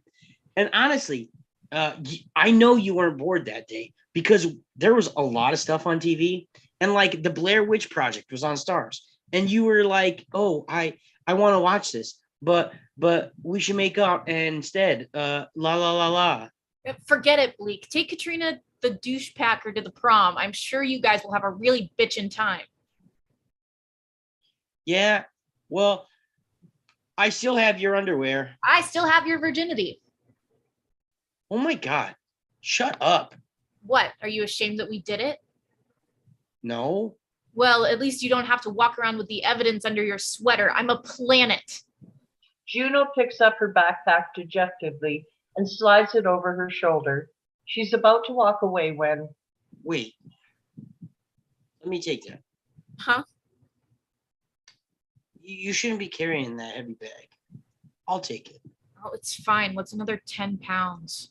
She turns around, wipes tears off her cheek, making sure no one sees, and continues down the hallway. Exterior, McGuff House, Previa, day. Juno climbs ungracefully into the van. She starts the engine, then pauses to dig through her backpack for something. She produces a brush and begins brushing her hair in the rearview mirror. Examining herself self-consciously, she puts on some Dr. Pepper lip smacker and backs out of the driveway. Interior, Loring House, Mark's special room, day. Mark is seated at the computer, surfing a horror movie website. He has the blank expression of a bored obsessive. The doorbell rings. Interior, Loring House, entry, day. Mark opens the door. Juno stands there, looking radiantly knocked up. She holds a stack of CDs. Mark breaks into a grin. Wow, that shirt is working hard. Is Vanessa here? Nope, we're safe. He and Juno smile conspiratorially. Cool. Come on, I have something for you. He gestures for Juno to follow him into the house. Interior, Loring House, basement, afternoon. The Loring's basement is dank, cluttered, unfinished, and unattractive, much like Polly Bleeker's. Mark pulls a chain to illuminate a bare bulb. Oh, Mark, is this the baby's room? It's beautiful. Hilarious. No, I just keep all of my old comics down here, and I want to show you one of them. Oh, God, you're one of those guys. You're gonna like it, I promise. Mark rummages through a cardboard box in the corner. Here it is. He shows the comic to Juno. It's called Most Fruitful Yuki. It depicts a pregnant Japanese girl kicking ass and taking names. Most fruitful Yuki? What is... Oh my God, she's a pregnant superhero? Isn't that great? I got it when I was in Japan with my band. She reminds me of you. Juno examines the comic. Most Fruitful Yuki does resemble her. Wow, I actually feel like less of a fat dork now. Most Fruitful Yuki is kind of a badass, man. You should be proud to be in the same condition. She throws a karate kick in Mark's direction with a killa! Juno is sincerely pleased. Okay, how about some tunes? There's a battered portable CD player in the corner. Juno kneels down and pops in one of the discs. Now, this first one is kind of slow, but it's Mott the Hoople, so it's totally rad and hardcore. Juno puts in the CD, and all the young dudes fills the room. Mark laughs. What? I actually know this one. You do? Yeah, this song is older than me, if you can believe that. I danced to it at my senior prom. That's almost interesting, Mark. Who'd you dance with? Her name was Cynthia Vogel, and she was a good dance partner. Even let me put my hands on her butt. Oh man, I can just picture you slow dancing like a dork. She mockingly places her hands on Mark's waist and moves back and forth stiffly. No, I put my hands on your waist, and then you put your arms around my neck. That's how we did it in '88. Mark puts his hands on what remains of Juno's waist. She drapes her arms around his neck, self-consciously. Okay, like this? You've never been to a dance, have you? Only squares and nerds go to dances. What are you? I don't know. They sway slowly to the music. Juno's belly bumps up against Mark. I feel like there is something between us. They laugh. Juno rests her head on Mark's chest. They dance in silence for a few moments and then stop moving. Mark pulls Juno as close as he possibly can, giving her expanding girth. I'm leaving Vanessa. What? It's just not working out, but I'm getting my own place in the city, and I've got it all planned out. It's something that I've wanted to do for a long time. Juno backs away. No. No. No, you definitely cannot do that, Mark. That's a big fat sack of no. What's the matter? This isn't what we agreed on. You guys have to take care of this. You are the chosen custodians of this big ass bump. She gestures wildly to her belly. Suddenly, something matters to her far more than the approval of an older guy. But I thought you'd be cool if... I want you guys to adopt the buglet. I wanted everything to be perfect, not shitty and broken like everyone else's family. Listen, once I have the baby, Vanessa is going to finally be happy and everything will be all right. Believe me on this one. A baby is not going to fix everything. Besides, I don't know if I'm ready to be a father. But you're old. How do you think of me, Juno? Why are we here? I don't know. I just liked being your friend. I sort of liked becoming furniture in your weird life. This is what my life has become. Stuff in boxes, stuff underground. Is that so appealing to you? Yeah, I guess. Is this my fault? Is Vanessa mad at you because of me? That's not the point. We're just not in love anymore. Yeah, but did you love Vanessa when you married her? If you love someone once, you can love them again. I know it. My friend Leah has gone out with the same guy like 4 times. You're just not trying. Mark suddenly sees Juno for what she is, a teenage girl. I'm such an idiot. I can't believe what an idiot I am. He paces over to the wall and kicks it softly. Please don't get a divorce. God, Mark, just do me a solid and stay with your wife. God, you're so young. Not really. I'm 16. I'm old enough to tell when people are acting like total a-holes. Juno turns to leave, then shoots one furious look back at Mark. Oh, and by the way, I bought another Sonic Youth album, and it's the worst thing I've ever heard. It's just noise, man. She bolts up the stairs, sobbing. Interior, Loring house, living room, day. Juno reaches the top of the stairs and scrambles towards the front door, only to be intercepted by Vanessa, who's returning home from work, carrying her briefcase and a freshly purchased nursing pillow. They nearly collide. Juno, what's going on? Nothing. It's obvious from Juno's tears and flushed face that she's lying. Vanessa instantly goes pale with fear, but she tries her hardest to seem serene and together in front of Juno. Mark, why is Juno crying? I'm not crying. I'm allergic to fine home furnishing. See you later. She rushes towards the door. Hold on. Juno halts. Juno, what's the matter? She's hormonal, right, June? It's just part of the whole process. June looks totally betrayed. She doesn't respond. Vanessa looks at Juno's expression and knows Mark is lying. What did you do? I didn't do anything.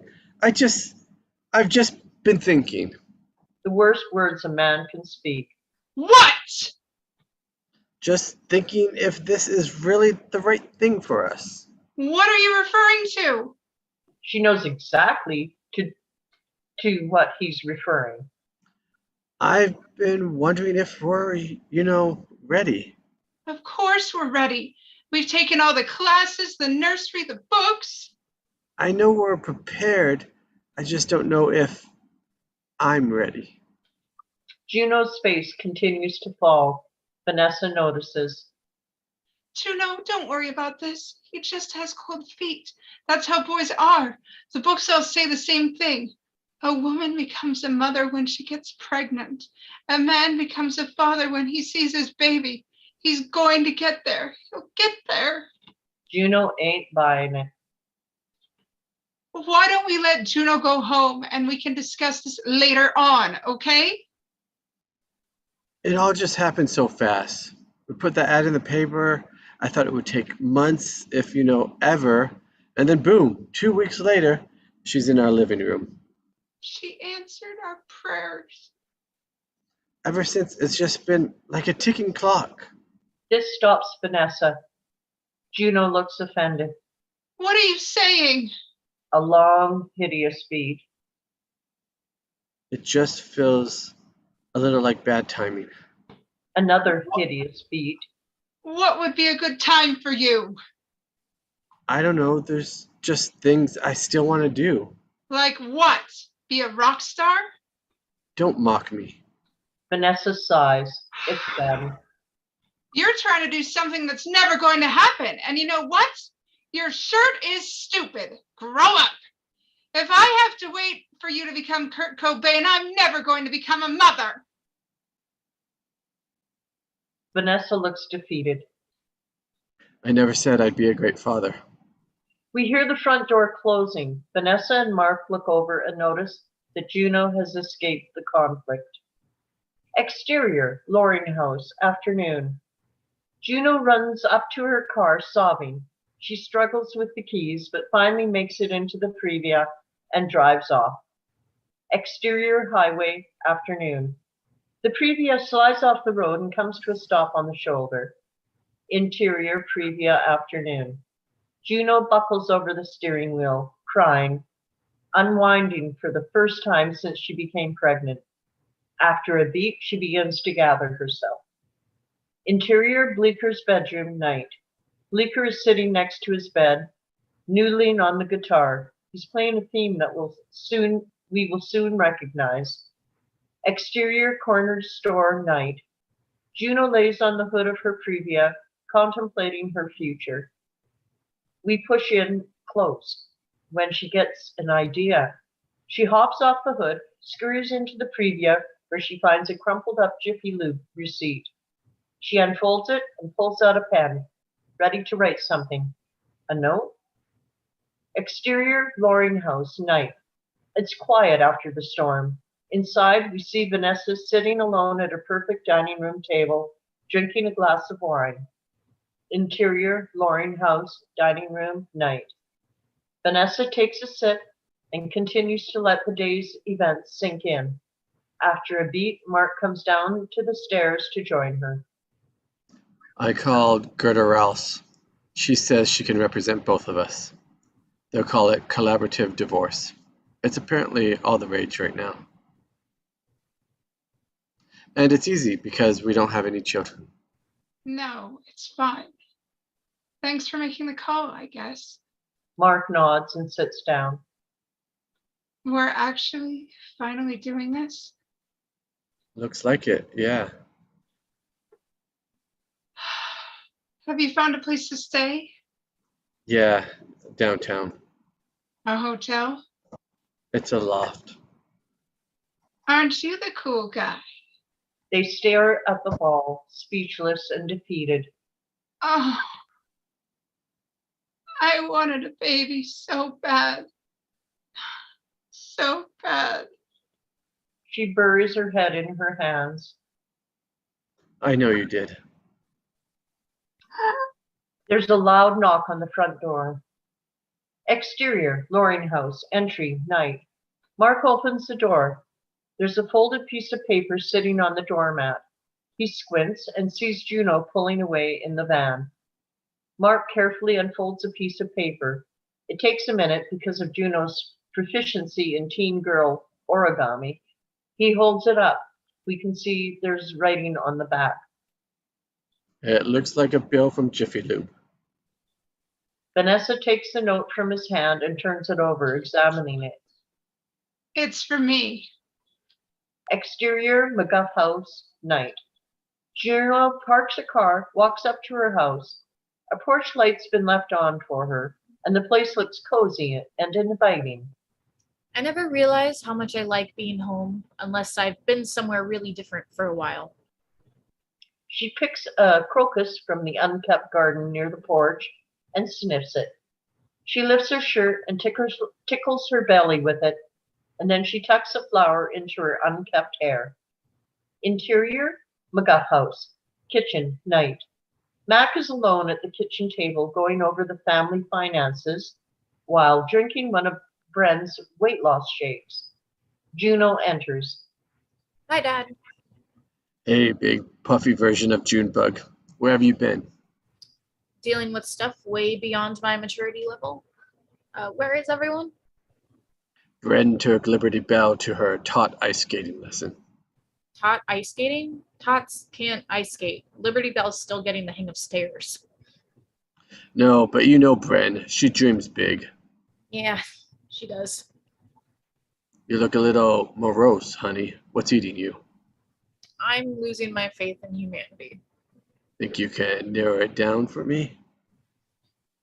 I guess I wonder sometimes if people ever stay together for good.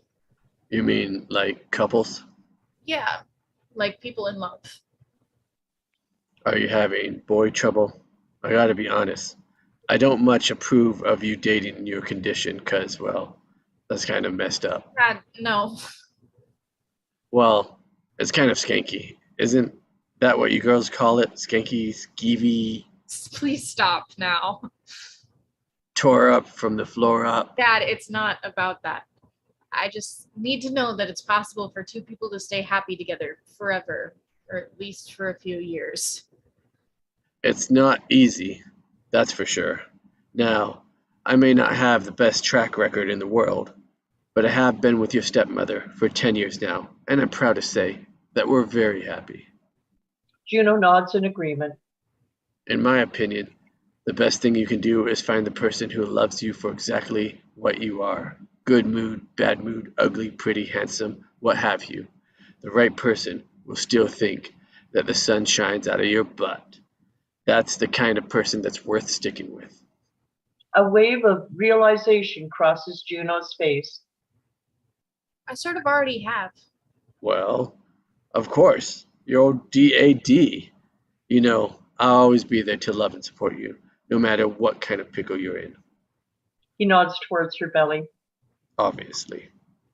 Juno laughs and hugs her father, planting a smooch on his cheek. I need to go out somewhere for just a little while. I don't have any homework, and I swear I'll be back by 10. She salutes and dashes out of the kitchen. You were talking about me, right? Montage. Interior, Bleeker House, Bleeker's room, night. We push in over Bleeker sleeping in his car bed towards the window. We look out onto the lawn to find Juno and Leah running back to the previa, hopping in and screeching off. Exterior, Bleeker House, morning. Bleeker steps out of the house for his usual early morning run. He looks down to see a message scrawled in chalk on the stoop. Bleeker, check the mail. He walks down to the end of the driveway and opens the latch on the mailbox. At least 100 containers of orange Tic Tacs come pouring out in a colorful deluge. They spill out onto the driveway. Bleeker smiles. Exterior, Dancing Elk School, track, morning. Juno waddles towards the field. The guys on the track team, ridiculously arrayed as usual, are doing hurdler stretches. They stare at her quizzically. Bleeker spots Juno approaching and jogs up to the chain link fence. So, did you put like 200 packs of Tic Tacs in my mailbox? Yeah, that was me. Well, why?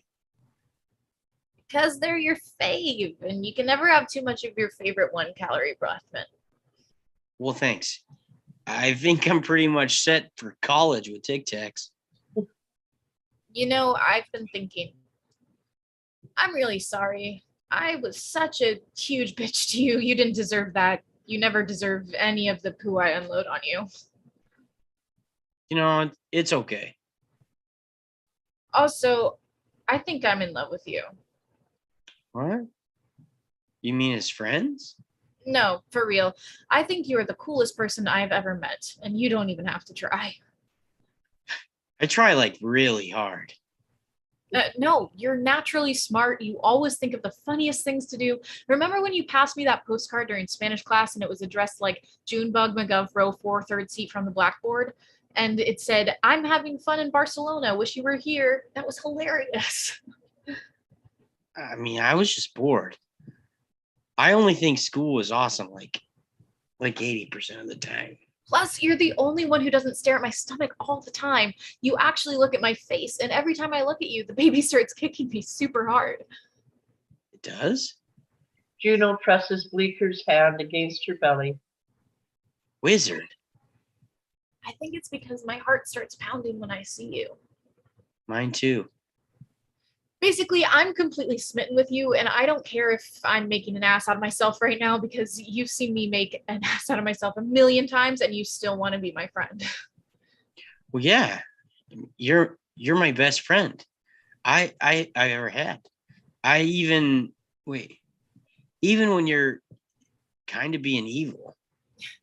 That's all I need from you. That's more than I could ever ask. You're just golden, dude.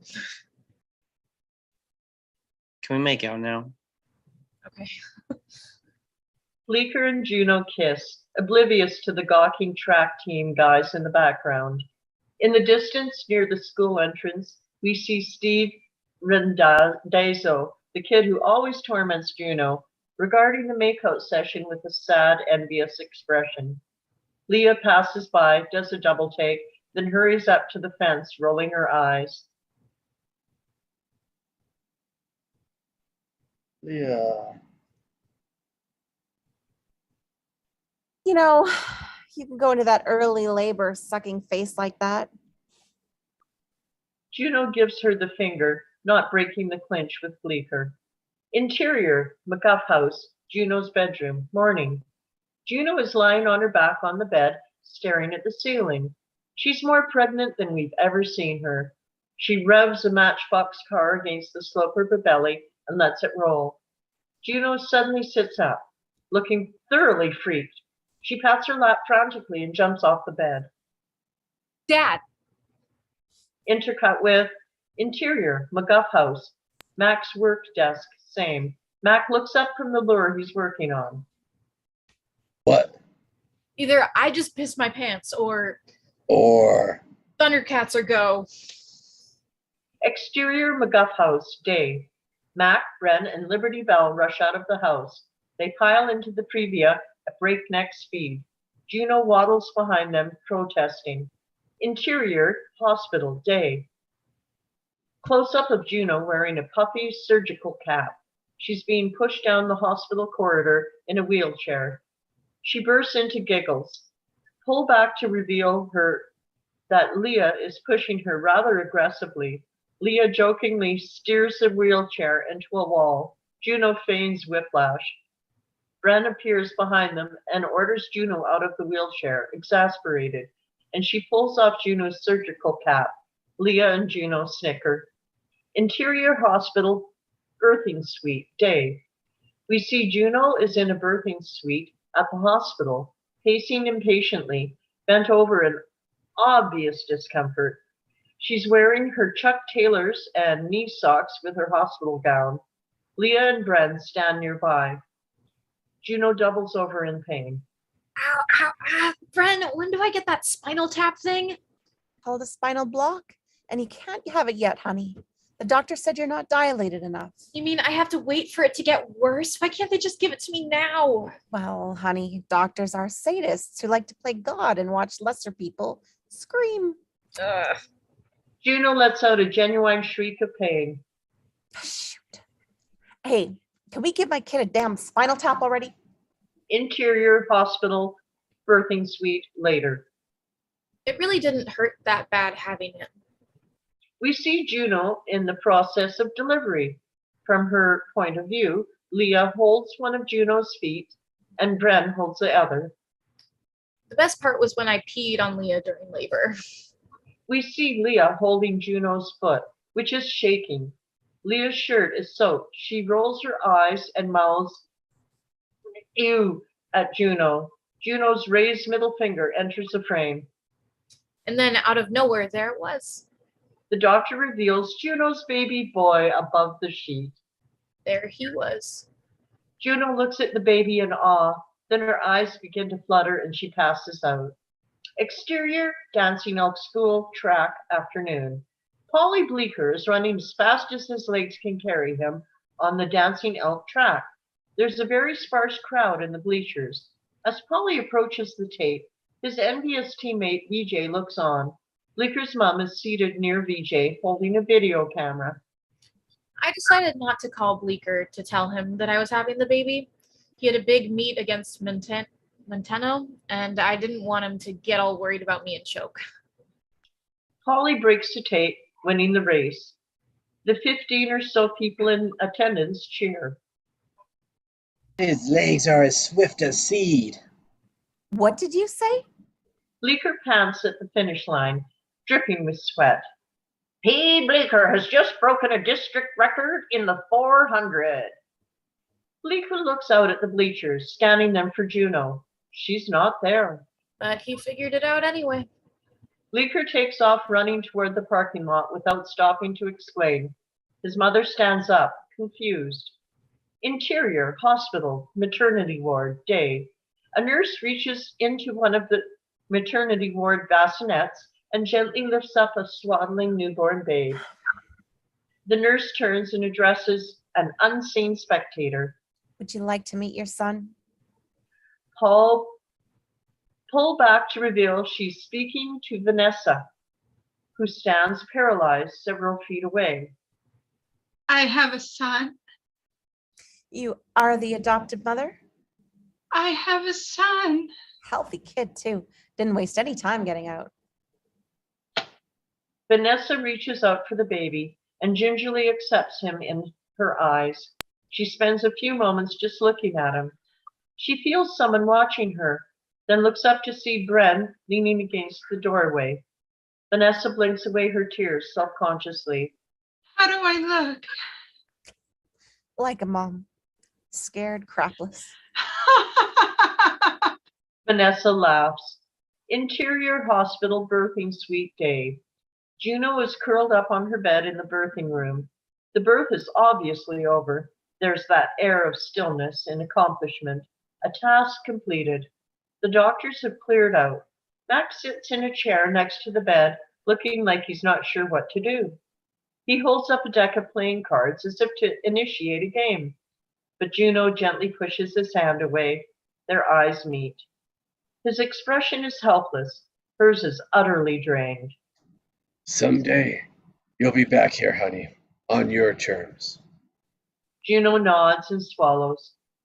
Over Mac's shoulder, a silhouette appears in the doorway. It's Bleeker in his track uniform. Juno sees him and bursts into sudden ragged sobs. Mac glances at her, alarmed. Polly moves towards the bed. Mac clears his throat, gets up and leaves the room. Polly climbs onto the hospital bed and carefully puts his arm around Juno. She leans into him, letting herself go for the first time in months. Interior, hospital room, birthing suite, evening. Juno lies on the bed, She looks rested and relaxed compared to her earlier crying jag, but her face is still pink and swollen. Bleeker is curled up next to her, still in his track uniform and spikes. Bleeker decided he didn't want to see the baby. Neither did I, really. He didn't feel like ours. Interior, hospital. Maternity ward, evening. We see Vanessa leaning over the bassinet, unable to take her eyes off the baby, touching its hair reverently. I think he was always hers. Interior, Loring House, nursery, day. The nursery is perfectly decorated in Vanessa's immaculate taste. Nothing looks as though it's been touched. We see the antique rocking chair sitting empty. It ended with the chair. We pan past the wall Vanessa had said needed something. There's a framed note on the wall. It looks like it was handwritten on the back of a Jiffy Lube bill. We see that it says, Vanessa, if you're still in, I'm still in. Juno. We move to the door and get a view of Vanessa's bedroom. We see her lying in bed with a burnt cloth draped over her shoulder, feeding the baby. For the first time ever, Vanessa looks disorganized, unshowered, and incredibly happy. There are formula bottles on the bedside table and a bassinet pushed close to the bed. Obviously, she hasn't been away from the baby for a single moment. The baby reaches up and grabs Vanessa's thumb. Vanessa glows with an expression of pure bliss. Exterior, McGuff House, day. It's a sparkling summer afternoon. Juno wheels her bicycle out of the detached garage. She waves goodbye to Bren, who's playing in the yard with two Weimaraners. She looks almost as happy with her dogs as Vanessa looked with her baby. Exterior, suburban street, day. Juno rides her bike aggressively down the street. Her guitar is slung over her shoulder in a gig bag. She's obviously not pregnant anymore. She looks happy, but older. As boyfriends go, Polly Bleeker is totally boss. He is the cheese to my macaroni.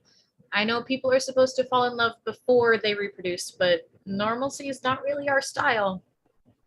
As she tears recklessly down the street on her bike, she passes the Dancing Elk track team, still running in outrageously skimpy shorts and bandanas.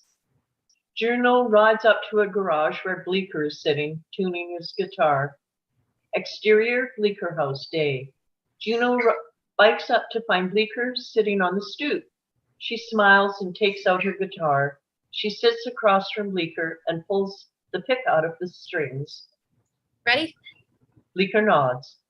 Juno begins strumming her guitar and playing Anyone Else But You by the Moldy Peaches. Bleeker joins in. At first, their playing is discordant, but suddenly it works. You're a part-time lover and a full-time friend. Monkey on your back is the latest trend. I don't see what anyone can see in anyone else but you. Here is the church and here is the steeple. We sure are cute for two ugly people. I don't see what anyone can see in anyone else but you.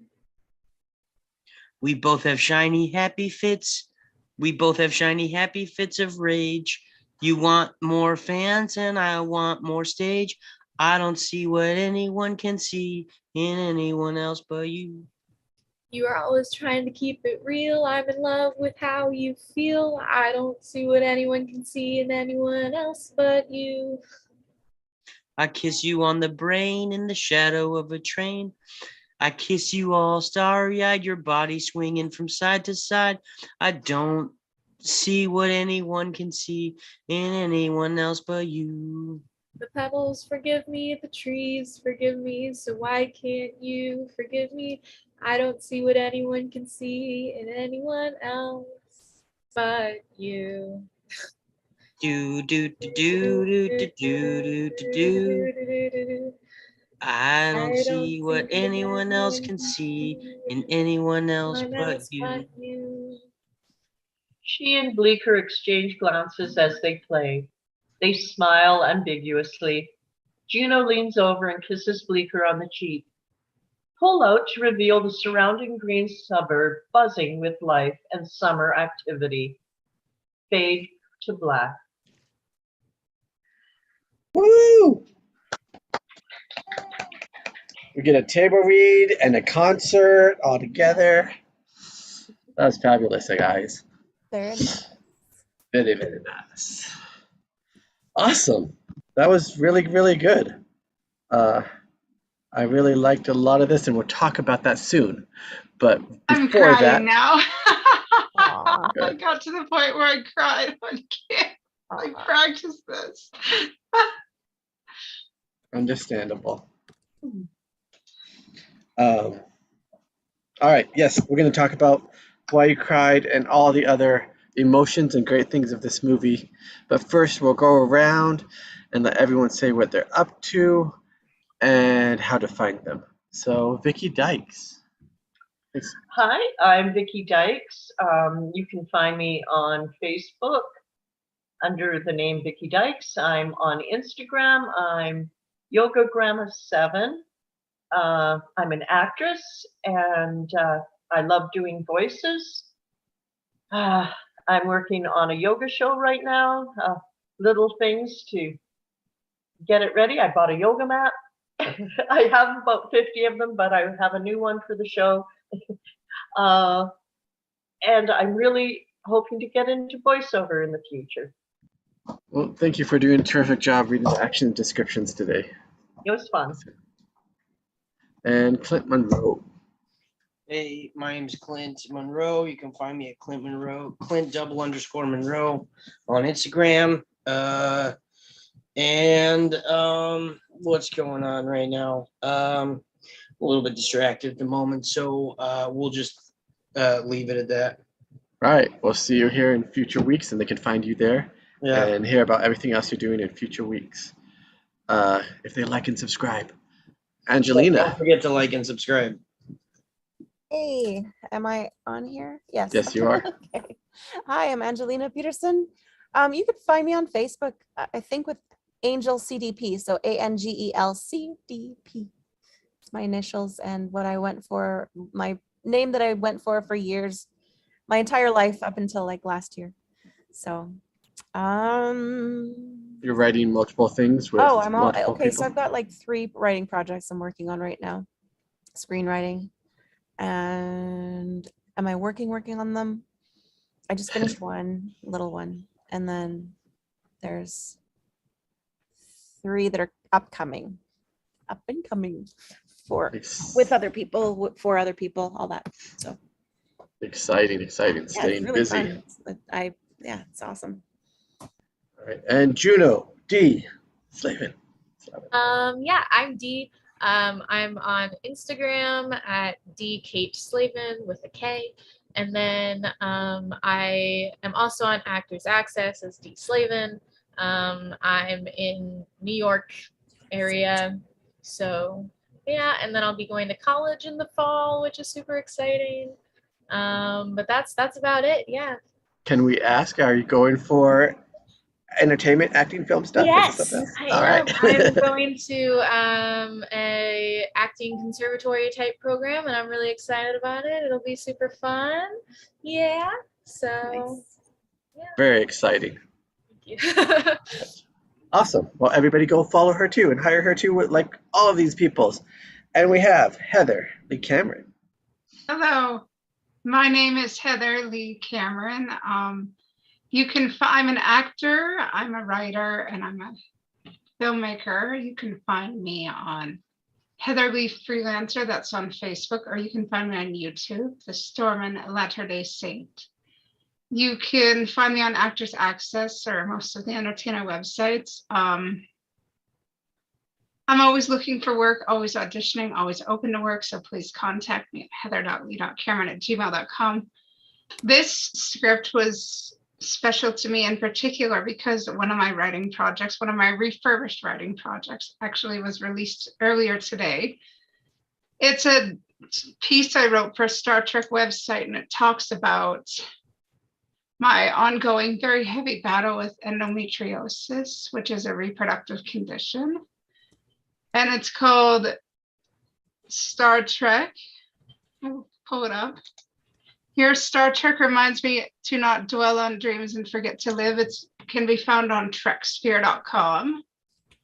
And I'll place the link in the comments. And, you know, I really do put myself in Vanessa's shoes. That's why I specifically requested this role, because I can really understand what it's like to not be able to have a child. And as I talk about in the essay, acting and writing and doing all these wonderful creative things, I see those as my children, because I don't know if I'm ever going to be able to have a child of my own, but I can give life to things I create, and I can put those things out into the world, and I consider those things my children. And of course I grieve, but I also find joy into what I can put into the world. And I find joy in giving others joy through my creations. So please give me opportunities in the realm of acting and writing, so that I can give myself joy and so that others can have joy through my works. Anyway, you can contact me at heather.leigh.cameron@gmail.com or through my pages. Yeah. That sounds good. I hope they do. All right, that's our smart crew for today. Smile for, and Okay. what? Sorry, yeah, Vicki no, was no. first. Yeah. All right. Yeah, that's it. So if you're tired, if it's late for where you are, if you have to go, we understand, and thank you for being here. Everybody. Did you get a picture? I was thinking about that. That's why I was pausing, but I know Laura's not there right now, and I could probably grab ones from earlier. Let's just do a picture for now that we can add that one too. So 3, 2, 1, Instagram. Oh. Clint is gone. We gave him permission to take off. Yeah. So I'll pull it from earlier. All right. That ends the main table read portion. Now we can talk about the film. So Heather started us off with some of her thoughts and what it meant to her. Anybody else wants to? Yeah, so I think the relevance of this movie, I think, is really important, especially, I don't want to get too into politics and everything right now, but I think that this movie is really important in defining that, you know, even if you're young and like a teenager, that you can still make adult choices, and you should have the right to make adult choices. And I think that that's really important, and that this film is still so incredibly relevant, you know, even like over 15 years later, which is crazy. You know, for me, this movie was kind of like the one that made me really want to be an actor. I think, you know, I first watched this movie when I was like in middle school, I think, like 8th grade. I was just so enamored with the way that it was structured, and like that people were able to like do that with other people. And I don't know, it was just, it just kind of re-sparked that for me, because I had been struggling with it for a while with like, oh, do I really want to do this, blah, blah, blah. But then I was like, yes. So I don't know. Yeah, I think. You know, it's not only just teenagers, it's young people as well, because my mother actually had this experience when she was 20 years old, and I didn't learn about this till 2007. When she was 20 years old, she actually gave a child up for adoption because she couldn't take care of him. And she gave him to a loving family, and it was a boy. And I actually met my half brother in 2007 when, like, through a scam, she ended up learning that it was this other thing was a scam, but that she ended up finding this boy with the help of a search angel. And, you know, it's about learning how to make responsible decisions, and the courage that it took for her to realize, no, I don't want to abort this child. I want to make the responsible decision of giving this child up to a family who wants to love it and take care of it and really just provide for it, and really understanding that she couldn't provide for it, but she wanted to give it to someone who could. And that's really takes a lot of courage, because not every teenager just comes to understand that easily. And I'm sure it was very hard for her. Yeah, any choice for any woman in that situation is The word used, I don't know. Like my mother, Brave, when challenge I you. asked her about this, we had a Okay. conversation about this, and I'm sure she won't mind me talking about this. She's like, I just couldn't take care of him, and I knew I couldn't take care of him, and so I wanted to give him the best possible chance, because she kept him until he was like 6 weeks old, and then she realized she couldn't take care of him, so she wanted to give him the best possible chance. And I give her kudos every day, because she didn't have me and my brother till she was 35 and 37. So I just, it just reminded me of that, this whole script. Yeah. Sorry, Yeah. I'm crying. Oh, It's okay. There's nothing wrong with emotion. All right. Yeah, I don't know what to say on that right now. So yeah, sorry, Jacob. that's okay. What did you mean by that? Do you have people acting like that? I mean, I think for me, it was just kind of a wake up that like acting wasn't just like intense musical theater and makeup. It was kind of like you can be intimate and small with your acting. And I just think that that's a really cool discovery for me as a young person. I was kind of, I don't know. It's just Elliot Page has a very subtle way of expressing himself when he acts.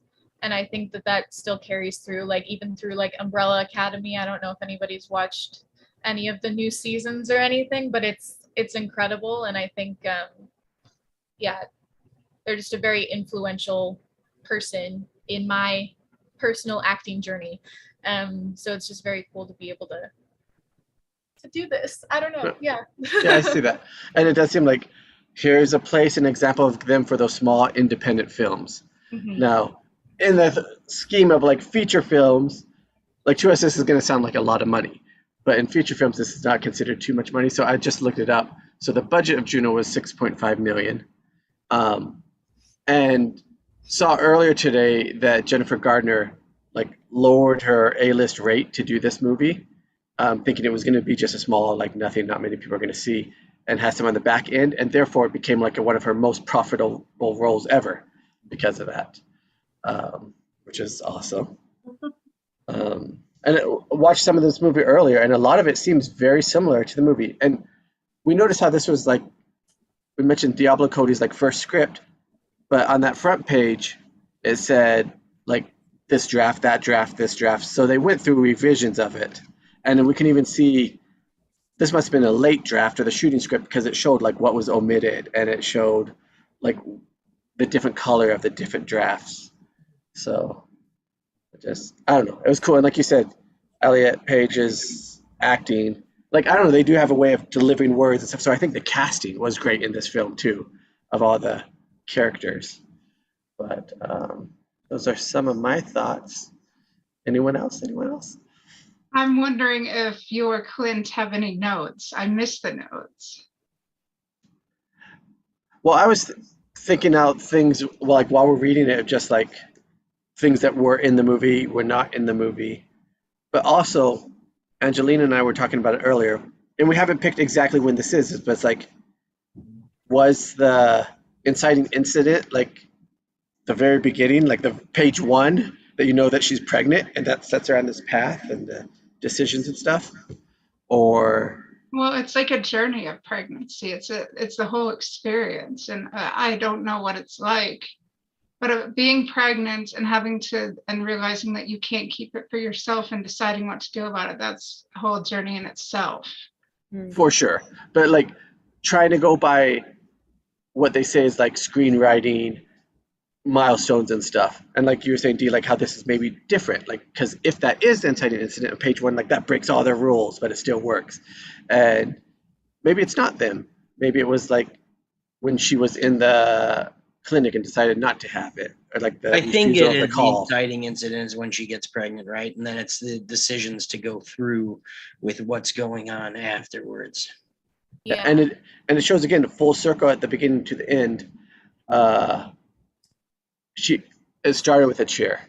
It ended with a chair. Like they're showing like the beginning normal and then the new normal at the end. There's another thing that I thought was funny too, is like the last name McGuff. You guys know what a MacGuffin is? Isn't that safety police dog that's in the commercials? That's That- McGruff. That's another thing. I'll read it just to make sure I get it right here. MacGuffin in filmmaking terms is the object or device in a movie or a book that serves as merely as a trigger for the plot. So I felt like she herself, her tummy, is the MacGuffin for the whole plot of this whole movie. So like I don't know for sure, but I'm guessing that's why she maybe gave them that last name. So I feel like there were two climaxes actually. The moment where she decided to give the baby up for adoption, and then when the adoption semi falls through, but then when the woman decides that she's like, screw this guy, I'm going to raise this kid on my own because we're in a modern society and I don't necessarily need a man to be a mother. and there was one at the beginning with Bleeker, but just kidding. Sorry. But, you know, like, you know, it's interesting. Women don't necessarily need a man to be physically present or emotionally present to be a good parent. Or vice versa. Yeah. That's true, vice versa as well. Because I mean, I've talked about this in previous essays, just in case you've read any of them. Like, my father in my life wasn't emotionally present, but my mom did a damn good job of raising me and my brother by herself and worked. And, you know, we survived somehow, but she had friends to help her, but she didn't have emotionally available help like all the time. Yeah. So Well, good job to her. All sorry, those parents out there working hard and trying hard, whether they're in marriages or single. Like, yeah, anybody can raise a child, as like any type of couple, any type of person, as long as they're loving and can give the child whatever resources they need to be a good, loving, responsible child. Parent. Yeah. All right. And that's a weird thing to say, but I don't really care. That's not a weird thing. That's my beliefs. Okay. Screenwriting terms, like when was if it has a midpoint reversal, like where was that when? Because I feel like that could be, or it could be a different thing. But when she finds out the guy maybe likes her, is getting a divorce, and like her whole world is falling apart. Because it seems like it's all going good and everything's great, and then crash. That's exactly where it was, right? Because it can't really be before then. It's too early when she goes into the adoption office, which is the plot twist there, you know, where she goes to the adoption. So then it's got to be that time when all of her plans are being blown up as the happy couple that she wanted to have for her kid goes away.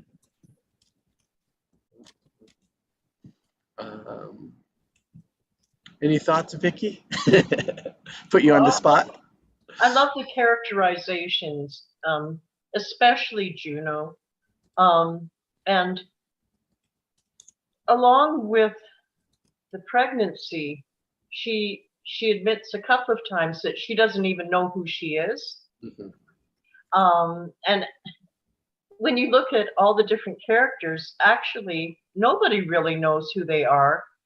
And when I look at Juno, she's a very cool person. She actually does know herself. And out of everyone, she's one of the most mature. She makes actually some of the best choices and decisions. And she can see, like when she learns her lessons, she actually sees and reflects that in her own life. That's how she knows to go to Bleeker and say, hey, you know what? I actually am in love with you. And acknowledging that is huge, and it's life-changing, along with having a baby. Even if you don't keep it, that changes you. It changes your life. So all of those intricate interweavings of the characters and what was happening, I really enjoyed this movie. It was for one that I hadn't seen before. I did watch some trailers, so I was familiar with the storyline. I think it was written in a really smart way. It was funny with a very serious subject matter. Yeah, watching it, I was thinking the same thing. I'm like, okay, this serious matter, but the things they say and lines, it's funny in those moments. Like, you can do both, and this is an example of it. That's great. Yeah. I mean, I think in regards to the dialogue, I think it's just allowing the honesty of the awkwardness of a lot of these situations pour through with humor. And I think that it's just, I don't know. You know what I mean? Yeah. Yeah. And along with the acting and the directing and the editing, we were watching it earlier, and some things that don't come across on the page, like when Juno is looking at Vanessa as she's touching the baby, and the reactions, like the acting was so good, shot so good, and there was so much of it that was on the reaction of Juno, watching that genuine like joy, and like you can tell how that is pivotal in the movie and makes like for her decisions to still give it to her later and stuff. It's all seated in there and stuff. Yeah. Yeah. I'm gonna try to be diplomatic about this, but Uh-oh. yeah, I found that I found this movie actually really offensive. Oh. It wasn't really until the last little bit that really bothered me, but I was adopted, you know, and it's amazing how people who have not been adopted, who don't understand what it's like to be separated by your biology, to just make blasé decisions about it. And the last line where she said it wasn't my child was like, what the, you know what I mean? If you believe in evolution, right? The idea of something being created through biology comes from like the time that we stopped having single cell organisms. You know, it's so innate in our biology. And with dogs, it's pretty much unanimous that if you separate a dog from its mother before the first 8 weeks of gestation, then that dog will have emotional problems their entire life. And yet with human beings, we just throw them away, fucking whatever. Oh, their life will be better. Like, don't even think about it. There's never a time in this whole thing where they were talking about the child and what was really in the best interest of the child. It is just what's in the best interest of people and what they assume is the best interests of the child. And, you know, just, I mean, it brings up a lot of things about adoption, you know, like, you know, growing up, you know, my whole life, it's been an insult. What are you, fucking adopted? You know what I mean? It's like, yeah, I fucking was, man. Yes, I was. And I had to deal with that. And I deal with it every day. I don't even fucking know who I am, man. You know, being so separated from what brought you into this world. And, you know, maybe I don't claim to speak for everybody in the world that was adopted. If you feel differently, then that's good for you, you know. But yeah, that was definitely, I honestly didn't expect that reaction, but when it hit me pretty full force, you know. And yeah, I think adoption is a good thing. I think it does help people, but I mean, we understand more about the dog psychology than we do humans. And I think it's time that if adoption is going to be something that we continue to do, then we need to start looking at it. Because if you look at treatment programs, if you look at addiction, if you look at suicide rates, it's very disproportionate of people that are adopted. You know, it's not like we just fucking are pieces of Lego that you can share because it's inconvenient for you, you know? So I mean, I don't know. I felt like I had to say something, at least for somebody out there who may be feeling the same way. I mean, we're just now starting to write books about, you know, the core wound, right? Like the most deep primal trauma that somebody can experience is being given away, man. And then they just do it in like this quirky little comedy, man. So yeah, I get what's going on, and I know that we're going through this whole thing with Roe v. Wade, and it's a big topic, and I'm definitely pro-choice. I think that women should have the right to do that. But if you're going to keep the child, I mean, there's some responsibilities that come with that on both sides. And I think we need to really figure out how to do that. So kids are not walking around the world completely lost and hopeless and alone with no sense of identity. Because that's not a fucking life, man.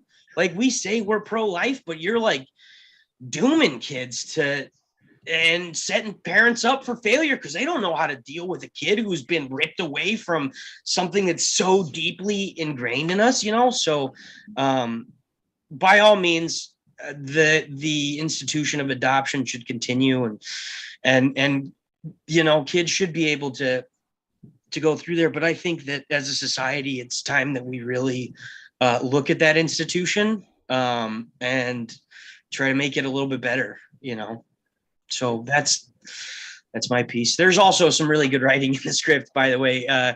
Diablo did a great quirky little comedy. So Thank you. sorry about that, guys. No, don't say sorry. Thank you. We're all, I'm sure, glad that you spoke up and you shared that with us, because that is a different perspective that we don't know about and want to hear. Like, again, maybe I'm going off here, but I think that is something maybe you should write.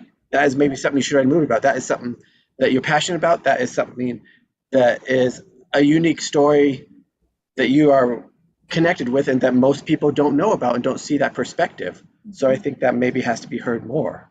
So thank you. Thanks for listening. I wasn't sure how that was going to go. We care about you.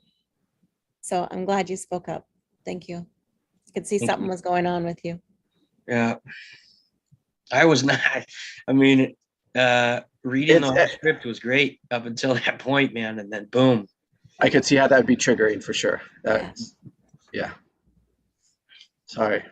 But great depiction of kids in that time period. Like the Dr. Pepper lip smackers, man. Like, come on. Like, a child of that time does not know about that. Yeah, most of that sounded relatable to me, but did any of you ever say wizard or have anyone else say wizard? I feel like that, every time I read that, it felt fake to me. It felt like, what's that one movie, Stop Trying to Make Fetch Work? I felt like, wizard, man, wizard. I have no idea what that was about. Yeah, I think a lot of these types of movies, they like to create their own slang to fit the genre of it. I don't know, that's just something I've noticed. It's interesting, when this movie came out, it was like I know that Sundance was, I mean, there were like Sundance films, and then when this one kind of came out, it was kind of like, these are Sundance films. It was like, this made the genre of what a Sundance film is, right? Yeah, I'd just like to know, like, what I noticed in there also is how supportive Juno's father and stepmother were. Like, not a lot of people get that even now, like pregnant teenagers and stuff. Parents aren't as understanding as they should be. Like my own mother, as I go back to my half brother, like my mother was sent to a home for unwed pregnant mothers. Well, she gave birth, and that's how it was in those days. And that's really sad. And even now, pregnant teens, pregnant young adults, they're abandoned and they're kicked out. They're not given the support they need. And it's very unfortunate. We should be more supportive. And we're not. We're just judgmental. Yeah. And it's ugly judgment. Because we're not, none of us are perfect. We should all be more loving and kind and compassionate towards one another, because we've all got struggles and we're all imperfect, and we should remember that. Yeah, definitely. Yeah, judgment's a weird, funny thing. I don't know. I think it's kind of worthless, but that's just me. I guess, there's like a healthy amount of like instinctual judgment, right? Like I know that if I'm going to go swimming and I'm going to get off the coast, you know, and I'm going to be a couple miles from shore, that's probably not the smartest bet. But like people hurling judgment at you for whatever, I mean, Yes, has it but really if they're served the bored, purpose?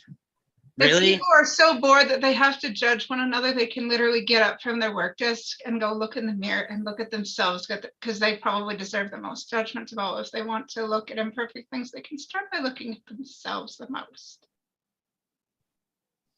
Oh, sorry. I just want to piggyback off of something that was said really quickly about the supportive parents. I think that it's really important to not only show like the struggles of, you know, your protagonist, but also to show a support system, because then it shows like people watching this media that it's okay to be supportive of this situation. Like, I don't know if anybody watched Heartstopper on Netflix. It's really adorable. But anyway, it's about these British teenagers basically coming to terms with like sexuality and gender and all of this stuff. Oh, wait, I saw the trailer about that. Yeah, it's really sweet. And every single parent that you ever see in that entire show is the most supportive, loving system that you can see. And it's very cool to be able to have media that not only represents teens in that way, but also represents supportive parents. And I think it's important to show that side of it as well, to say, hey, it's okay that this is what your teenager is going through, and this is how you can support them in one way. Maybe it's an example, or, you know. And what's it called? It's called Heartstopper. Heartstopper. Okay. Yeah, it's really cute. Highly recommend. I know, it's interesting. It's definitely an interesting debate between, you know, support and forged through fire, you know what I mean? Because yeah, there's definitely I mean, like if you look at Fight Club, right? Like that is a beautiful piece of artwork. And that was born out of hatred and misery and pain. You know what I mean? So it's interesting to see, like, you know, where is that line? I guess we don't really know, but I mean, I guess support your artist to share their craft and then beat them in the ground. I guess. Well, you know what? Both and, you know. You know what, though? Some of the most beautiful essays or scripts or movies are born just because the artists who make them are in pain and they don't know how to deal with them because nobody else will listen. So they write things. I mean, this is why I've written some of the things I've written and created, because I was in so much pain. I didn't know how to deal with it. So I wrote essays in hopes of healing myself. Yeah. And because there was pandemic, there was really nothing else to do but write. Yeah, I'm over this pandemic. Glad you found a constructive way to. Because then it's a healthy way to do it instead of eating, which I really can't do much of, like junk wise, because of the endometriosis anyway. I have to write, and it's the healthiest thing I can do. It's what I did in high school when there was so much depression and bullying and abuse at home. I just wrote. And I still do it. And it's the best way to deal with anything, the healthiest way. For you. So for all you people that are tuning in, just remember to write more. And you can submit to our contest winners line. Don't forget to like and subscribe, and we will read your scripts live. Yeah, when is the next thing? Anyway, I don't even know. That next one's in probably September. Awesome. We're doing 4 a year, so every like 3 months we have one. I thought it was really interesting. The whole, I mean, it like almost bordered on creepy. The relationship between Juno and the dad. Yeah. Or the potential dad, Jason Bateman. It like almost got there, but didn't. Which I'm glad it didn't, because then that becomes Hard Candy, which is the other movie that she's in that's pretty full throttle. But yeah, it did kind of set the scene of like this, what we think of a happy couple isn't really a happy couple. Like he's kind of looking somewhere else, you know? And like he didn't go that far, right? Because then she says things that are very juvenile. And he's like, wait a second, she really doesn't understand the complexities of married life, you know? And then he kind of backs away, but that like little thing shows that they're not as happy as you'd think they would be, you know? Yeah. Well, there's bits of that dynamic. And remember I told you, Jacob, about that movie White Oleander? Yeah, I remember you mentioning it. Yeah, there's bits of that kind of dynamic in White Oleander. I can't remember how far it goes, but it's a really good movie that I would encourage you all to watch. And within this movie, um, we noticed some earlier kind of like hinting at that subject a little bit, that her best friend is kind of like into older men and into older teachers, and that she herself is like, yeah, and like they even have the line like the friend saying to the older teacher, "Yeah, I love not Woody Harrelson. What's Woody a Allen. Woody Allen? I love Woody Allen." So they Yeah, drop isn't those it all his stuff about that too? a little bit, and part of Plus, his, just him in life, you know. yeah. So they hint at that and show how Juno like does not like that or approve of that at all, and it does seem like in those situations, like she was half like liking this person because their interest, but also she was very oblivious of the what's really going on there. Yeah, and it was almost like he was oblivious too. Like he got so caught up in here's someone who actually shares a passion with me, and wow, Yeah, it's actually fun hanging out with her. And my wife limits Pushing it all what away and I hiding love it. to Yeah. one little tiny room, and I don't get to be who I am. But he didn't actually look at this is a child. She's 16 years old. She doesn't have any place in this fantasy. yeah. So, I know. Yeah, that was an interesting concept. I know it did get a little bit on the like, dude, don't do that. But yeah, it is that kind of like, he got boxed into a corner in his life and started looking elsewhere, you know what I mean? And then he had to have that realization and check himself. But then also, like, by checking himself, then he realized that Wow. there was something there. And then he's like, this is done. Like, we've been going down this rabbit hole for a while, and it's not, I don't feel happy here. You know what I mean? mhm. Which then just goes to like, you adopt a kid and you feel that way, right? You're going to be bitter and resentful, and that's going to reflect on down to your kids. You got to work on yourself if you want to be a good parent. That's for sure. And that's what Yeah, I and like. you really shouldn't enter the whole realm of parenthood until you're absolutely ready. Oh, Yeah. I don't know. I did. I was a teen pregnant mom. Yes, but you're then I literally got one of married. those rare cases who's just ready for everything whenever it comes. There's a Oh. lot of parents that have done that, Heather. Again, that's what I like about this movie. It's not black and white like that discussion right there. It's Yeah. not. It has those gray areas. It's like, all right, here's Because this some perfect people are happy, Jacob, some people are just born epic. but it's also like, here's this perfect couple that they want, and here's this person that's not ready, and it's showing that it's not always just black and white and clear. That it has that gray area and changes, and it can still. Some people, I like think it's Angelina, that are just if- born in the so- epicness. I think what it is when a person decides to do something, they decide to go for it, then they have to give it their all. They can't just, it can't just be a wishy-washy thing like, oh yeah, I guess I could be a mom. Oh, sure. No, you decide, okay, I'm going to do this. I'm going to be a mom. I'm going to be the best mom I could ever be. Yeah. And yeah, as a parent, you screw up. It doesn't matter if it's an adopted child or a birthed child, you're going to screw up as a parent. It's just a given. So you do the best you can. Yes, but you're It's not a screw up, interesting. and I There's can say this, that because I know you. Kind of a side note, but on the similar topic, there's it's a story called Journey to the West. And it's about the man that brought Buddhism to China, right? From India. And it's an amazing story. And you got to think about it, right? Like, this was like 3,000 years ago when this guy went on a trip as a monk, walking from China to India, and everything that he came along the way. Like, dude, I mean, driving from China to India these days, you know what I mean? But it's true. It happened. I mean, the guy is a historical figure that brought Buddhism back to India. And it just goes to show, like, even with our modern conveniences and everything aside, like, when you put your mind to something, like, it is insane what you can do, Vicki, do you have some further thoughts? No? Okay, just making sure. Cool. Vicki, Yeah. watching you say like a big bowl of purple rubbers was like the funniest thing.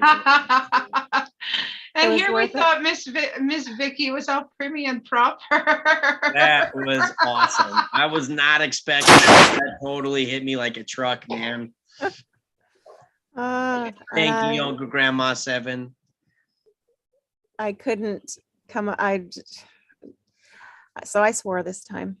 Oh, side note. Yeah. This is a thing in California that I've never heard of before, What but is- boysenberry syrup. So the condoms Oh, yeah. were boysenberry flavored.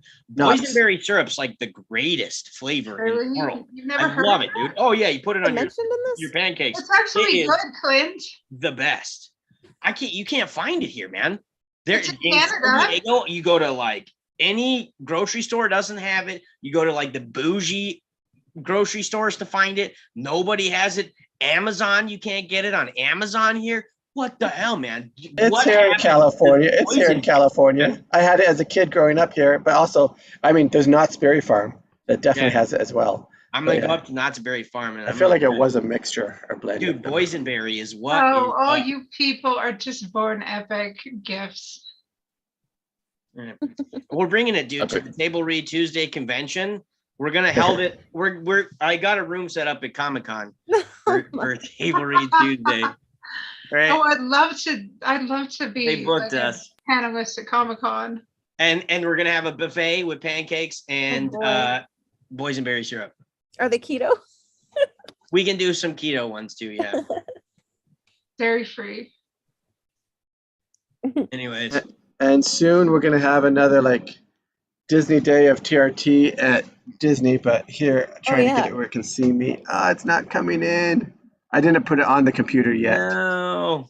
Oh. It's the ghosts of Clint, It's Angel, I, and Laura at Disneyland. There it goes. There, It's starting to come there. in. No, Oh, that sounds fun. Angelina, I'm almost convinced these guys took a picture of me and I look like the most baddest ass dude ever, right? yeah. And Well, it doesn't I'm take much, convinced- does it? I'm convinced that you took that right before we walked into the Little Mermaid ride because I remember thinking Yep. like, damn, I look really badass right before going into the Little Mermaid ride. I don't remember Nice, looking at that and being incredible. like, oh yeah, I'm about to go on a roller coaster. I remember being like, I look so Totally cool roller and coaster. I'm about to go sing Clint. under the sea.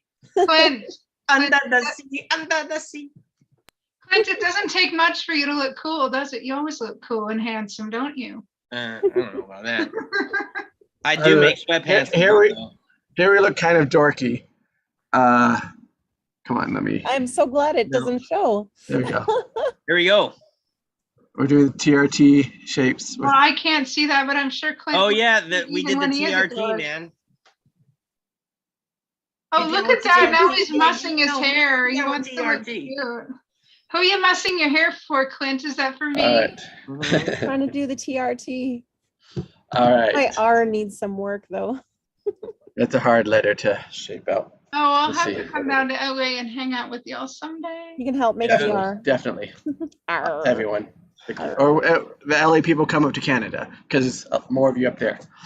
So Well, we got a thing in August happening, like a fair. sweet, sweet. You All right, might- guys. Yep. I am emotionally aghast and I'm tired.